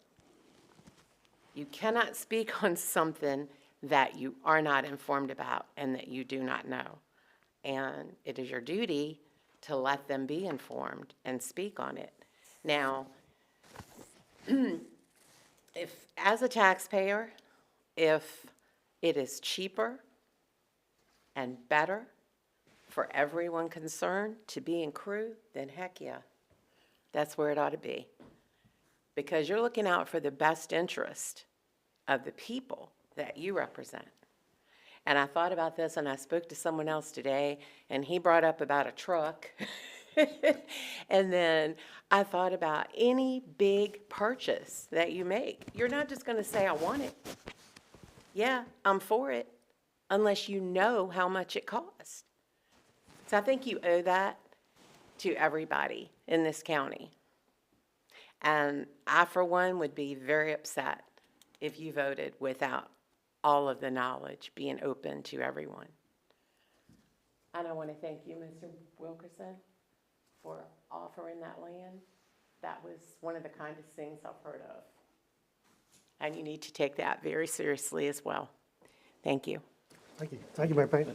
Mr. Chairman, going off of the mayor's comment on that PPEA, Mr. Ingram, we have met with a firm, and that could be an option. I'm planning to set up a meeting. Ms. Kelly's helping me to set up. The next one's going to be with Daphne and Bo, because we can't have 3 board members together as a meeting.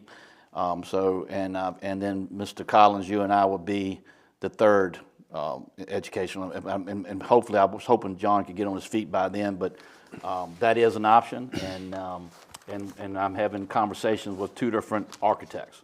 So we are looking at that because it helps with the speed button, and Ms. Douglas attended that meeting as well, and we appreciate that. And we do have a county space utilization study that's been helpful. This was done April 2nd, 2020, and that helped us with square footage and utilizing current space. All right, thank you, sir. Ms. Damon?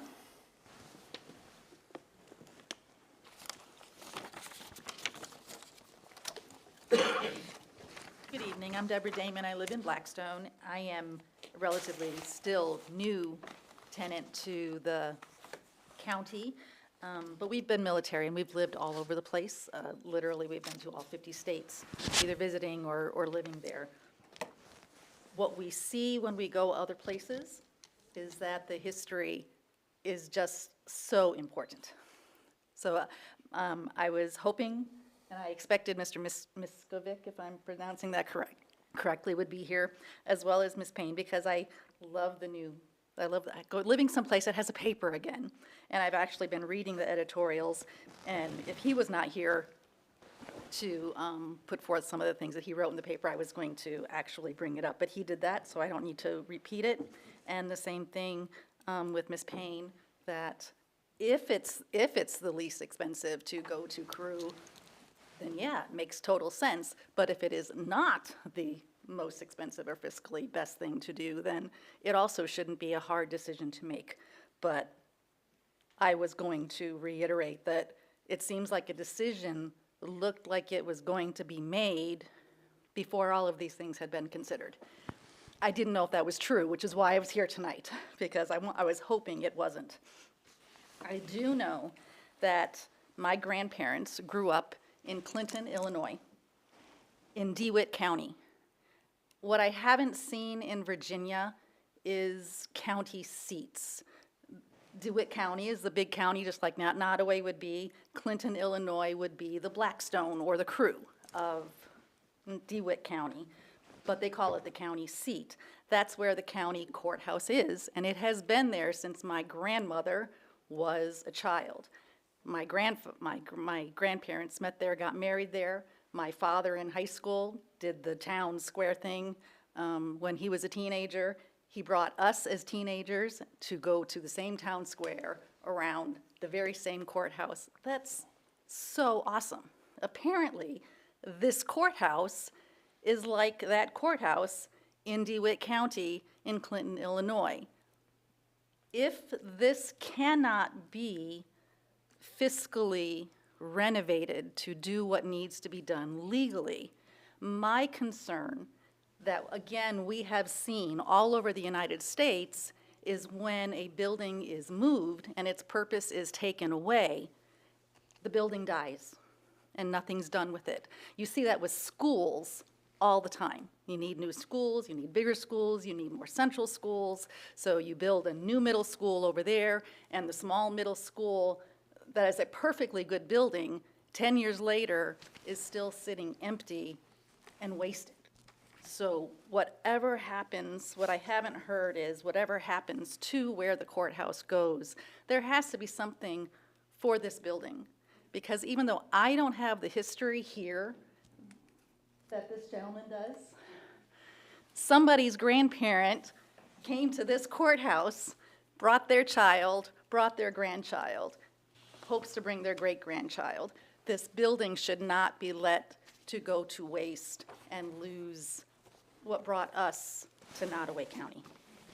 So the only other question I had is Crew central to Nottoway County? I don't know the county enough to know. Where's the center of the county? Do we know? Has that been decided? Just about right here. It is right here. You're standing in it. Okay.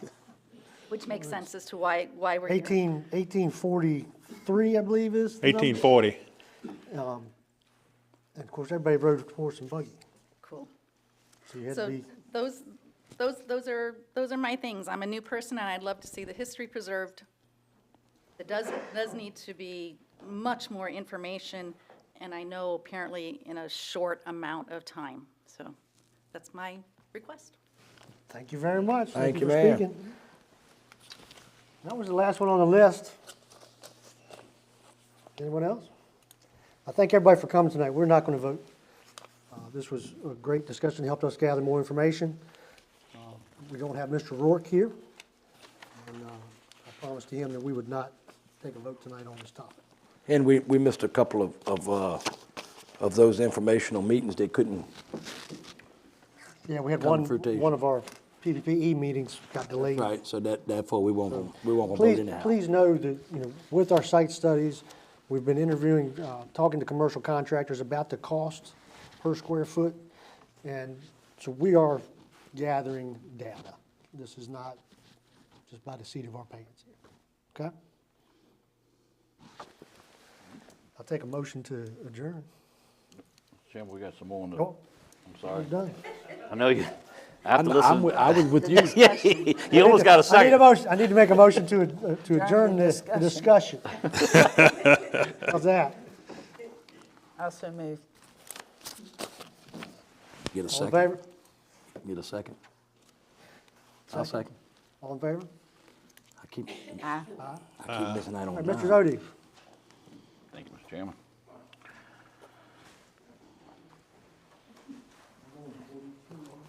I was grunting over there. We're ready to get out of here. I know you were. Sorry, it won't be much long. Thank you, sir. Sure.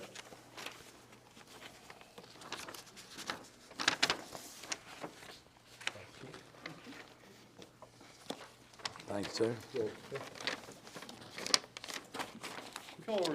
If y'all recall, at our last work session last month, I suggested that we look at raising our fees. So what I did, I just want to include the basis for my product here, a spreadsheet that shows Amelia County, Brunswick County, Buckingham County, Charlotte County, Cumberland County, Dinwiddie County, Prince Edward, and NOCO, which is Nottoway County. And I'll also include this documentation from each of their websites. I contacted them. I haven't heard back from Lunenburg. Ms. Gee was, I was supposed to get something from the planning director, but he's new, so I'm going to come some slack. One of the things I want to point out is that I've listed all the types of permits the plethora of permits that all these localities have collectively. And if you look at the next to last column where it says NOCO on the far right-hand side, you see what we currently have. We have fees for BZA appeal, and that's generally administrative appeal, and then a regular variance, $400, and it's $300 for the previous one for the appeal, $150 for site plan review, and then we have for subdivisions, which are, I consider, and what state code considers, is 3 or more lots, and I exclude the parent parcel as subdivision agent. We charge $250 plus $25 a lot, and then we charge $300 or $500, excuse me, for an ordinance amendment to our zoning ordinance. I would also infer that that also means a subdivision ordinance, but I don't want anyone from the public to change that because it's kind of a state thing.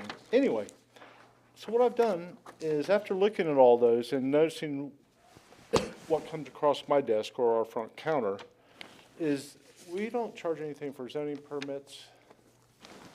We don't charge anything, for instance, for site plan reviews or, and property line adjustments. I was debating about that one. But sign permit, we don't have a fee for that. We don't have a fee for comprehensive plan amendments.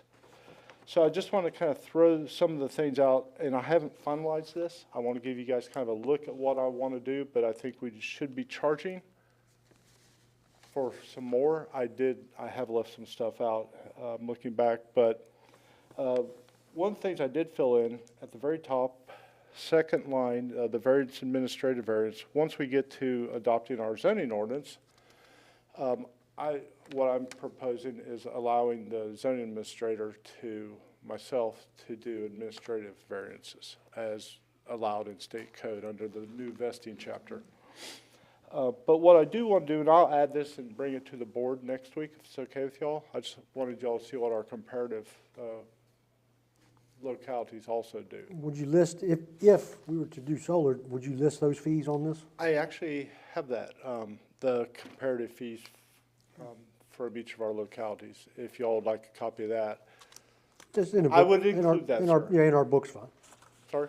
Just in the board book, fine, next week. Okay. But I would like to come back and add a little bit more. I had to get my 3 staff reports done, so I apologize for my incomplete draft. But I do want to add, for instance, comprehensive plan amendment. We've already had one instance where we did a comprehensive plan amendment for a property owner, no fees. We had an exception request, an appeal basically at the planning commission. Actually, no, not this date, last year, but from a property owner who didn't want to put in public roads into a proposed subdivision on Lee Lake. There's no fee for that.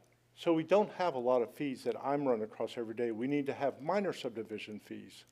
And if you look across and what the other localities have done, I think we're not capturing the revenue we should. And I'm not saying that as a profit motive or anything, but I think that. We have a courthouse we're getting ready to. Yes. We need some Yes, income. So you're fine, But- you're fine, you can call it whatever you want. Okay, and my personal philosophy is that we shouldn't be burdening the taxpayers more in other areas, but I think the developers need to pay for development and not so much the taxpayers, is what I'm trying to say in a nutshell. So I'd like to amend this a little bit. In particular, if it's a commercial entity or commercial project, we need to be even with our adjoining counties. Oh, yes, sir, agreed. Out of curiosity, where'd you come up with the NOCO instead of one on the spelling Nottoway out? I just didn't feel like, I was lazy, Because Buckingham is less letters, Brunswick is less letter. but no. I mean, more letters, excuse me, huh? NOCO. Yeah, no It's code. almost like no fee, right? No code. So we don't get the No fee. code, yeah, that's right, well, that's my other proposal, but I think Not that. a way. He didn't feel like, but I think it's a All right, joke in Greg, the do you have office. anything else? So we'll expect these in our board book? Yes, sir, Okay, anything else? we're good. Thank you, sir. Thank you. NOCO. Number 7, restructure of courthouse committee. Mr. Chairman, you'll see this in your package next week. I'm asking to come off the courthouse committee and be put on the steps committee. We have I had talked to Mr. Toth about that a little bit. We have a $75,000 project we have invested in with these homeless shelters, and I wouldn't mind being part of that project. The other problem I'm having is being on the courthouse committee. I'll just give you an example, and we're trying to be completely transparent to the public. I had a meeting the other day with the sheriff about budget and his team. Mr. Toth came by and just speak to me, and I said, "Come on in here for a minute. We're talking about dispatchers real quick." But if I'm on that committee, that's 3 people on that committee. If we got to talking about the courthouse, it would have been illegal. So you see what I'm saying? I feel like my job is not to be on that committee. The committee makes recommendations to the board, and the board gives it to me to execute. Okay, so it's not like I'm not going to be part of it. I just want to be just the execution part of it. Okay, so. Okay. that- So who that will is be on- in the package. You're gonna have that in the package, okay? Yes. Question, how many people are on the courthouse committee? I believe it was 5. 1, 2, 3, 4, 5. Right, that's right. All right, name them, because I want to make sure, All right, because, so it's you and Bo, right, the sheriff, right, Jane Brown, Jane Brown, Right. and then myself. and Mr. Irby. Oh, Mr. Irby, I forgot about see, that's Irby. what I'm saying, I So- thought it was 6, so you'd have to have 4 to have a meeting, correct? No. No. No, it would be 3. 3 to me. I don't have If to- you've got 6, I got 6, and if it's 3 of us talking, we can't talk about the courthouse. what I'm saying is, what represents a quorum? To me, it would be 4. A committee won't be a meeting, will it? It will But not what be I'm a saying to formal you meeting. is, I he's know what you're worried. saying, to he's- vote. Yeah, he's worried about having too many people there and having a meeting, but if it's 6 people, to me, you could have 3 people there, and you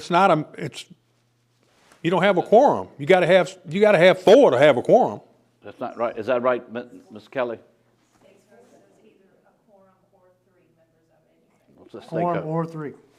So 3, okay. So that's why, Has- I'm, Mr. Ingram, I get It's you. new to me. I get you. Mr. So, Ingram, has the courthouse committee met yet? no, No, we've not all met together. No, we have not. but like tomorrow we had to advertise for tomorrow because You mean the PPE? at least 3 of us is going. Because I'm on it.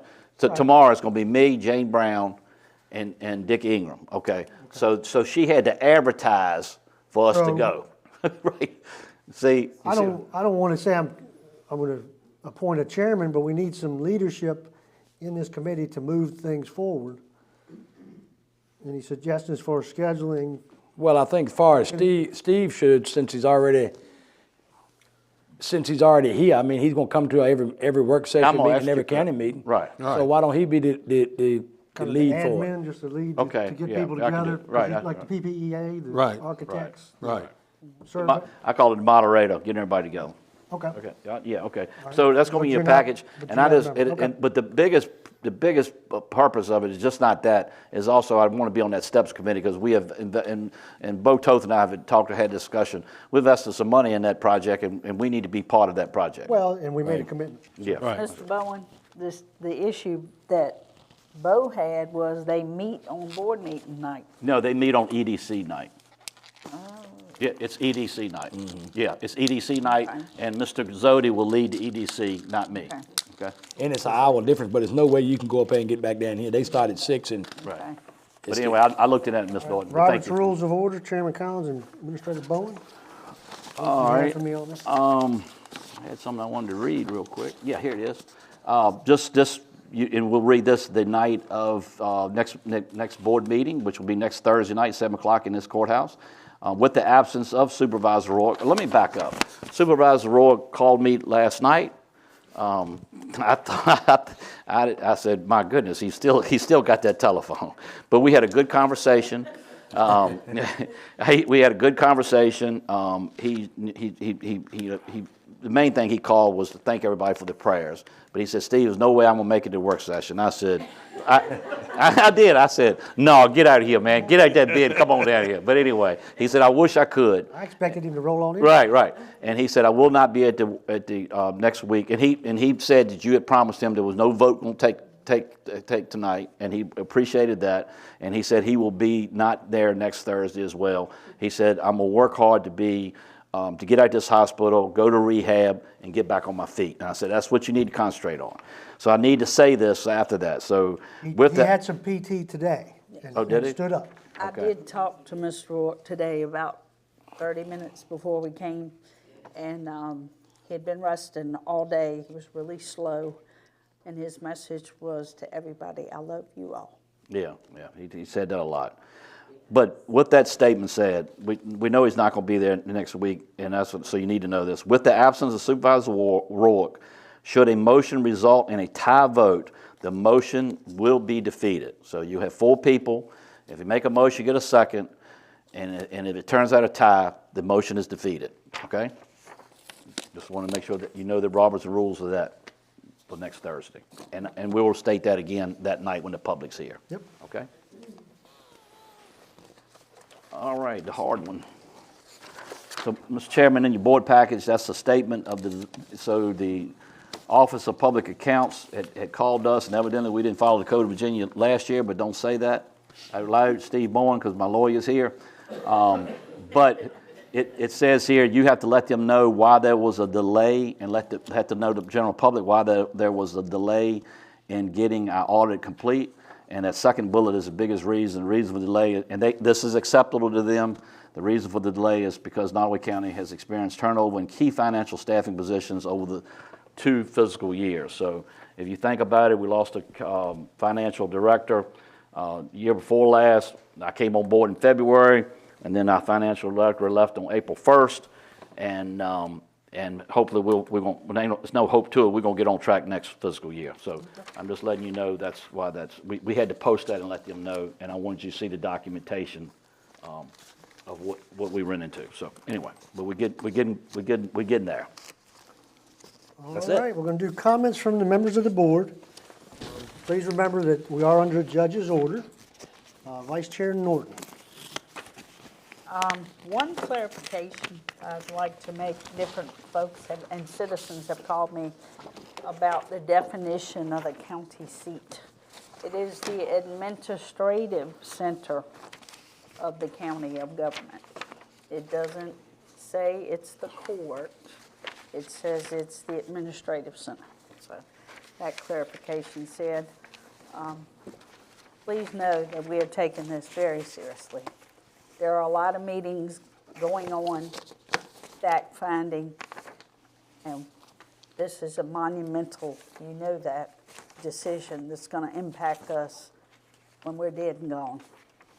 So please know that we are taking it very seriously, and I continue to ask you to pray for John Rourke. Supervisor Ingram. Very interesting meeting tonight. I'm glad Dominion showed up, and they seem to have answers to our questions, or somewhat. Anyway, I'm glad they showed up, and I think they answered some things that I was concerned about, and that was a reason for them coming. I still have more concerns, as y'all all know, and I've had so many people say to me over the last 3 years when I started on this trek, don't let it happen. We don't need it in this county, et cetera, et cetera. And I understand some of the concerns that are being raised about finances and so forth. I just don't want to see us sell our souls to the devil.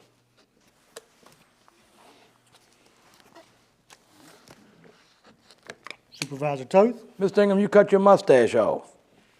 It's a long story behind that. Oh, okay. I've only had it for 50 years. I know. I don't know about the whole 50, but I know about 43 of them. I think we had a good meeting tonight, very informative from the citizens on the courthouse, and I'm looking forward to hearing from many more, and I've already heard from many of them. The solar, that was somewhat informative. I was looking for a little more. There was a lot of questions in that paper that the chairman put a lot of work into taking everybody's questions and put them in there, and I don't know that a third of them was addressed, but I'm glad only that was addressed because we still be here another 2 hours. John Rourke is on the men's. You know, he made a tremendous comeback in a very short while from what it could have been. I mean, you know, and I'm very thankful for that. I like to ruffle John's feathers. I like to ruffle a lot of people's feathers, and I miss ruffling John's feathers, and he ruffled mine too. I will say that despite what anybody may think, John has a love like no other for Nottoway County. You know, I kind of put him as being an iron fist type kind of fella, and you can't get nothing done with the iron fist household. I've always been told that, so I've tried to refrain from having that. And but time has lessened John being such an iron fist, and he take a lot of things to a different approach and made things happen, and all things that he made happen, he made it for what he thought was better. He really, in his heart, thought it was his best. And except he ain't voted for no county budget, but we're gonna change all that. So having said that, the weather warmed up today, the ice went away. I'm sweating up here.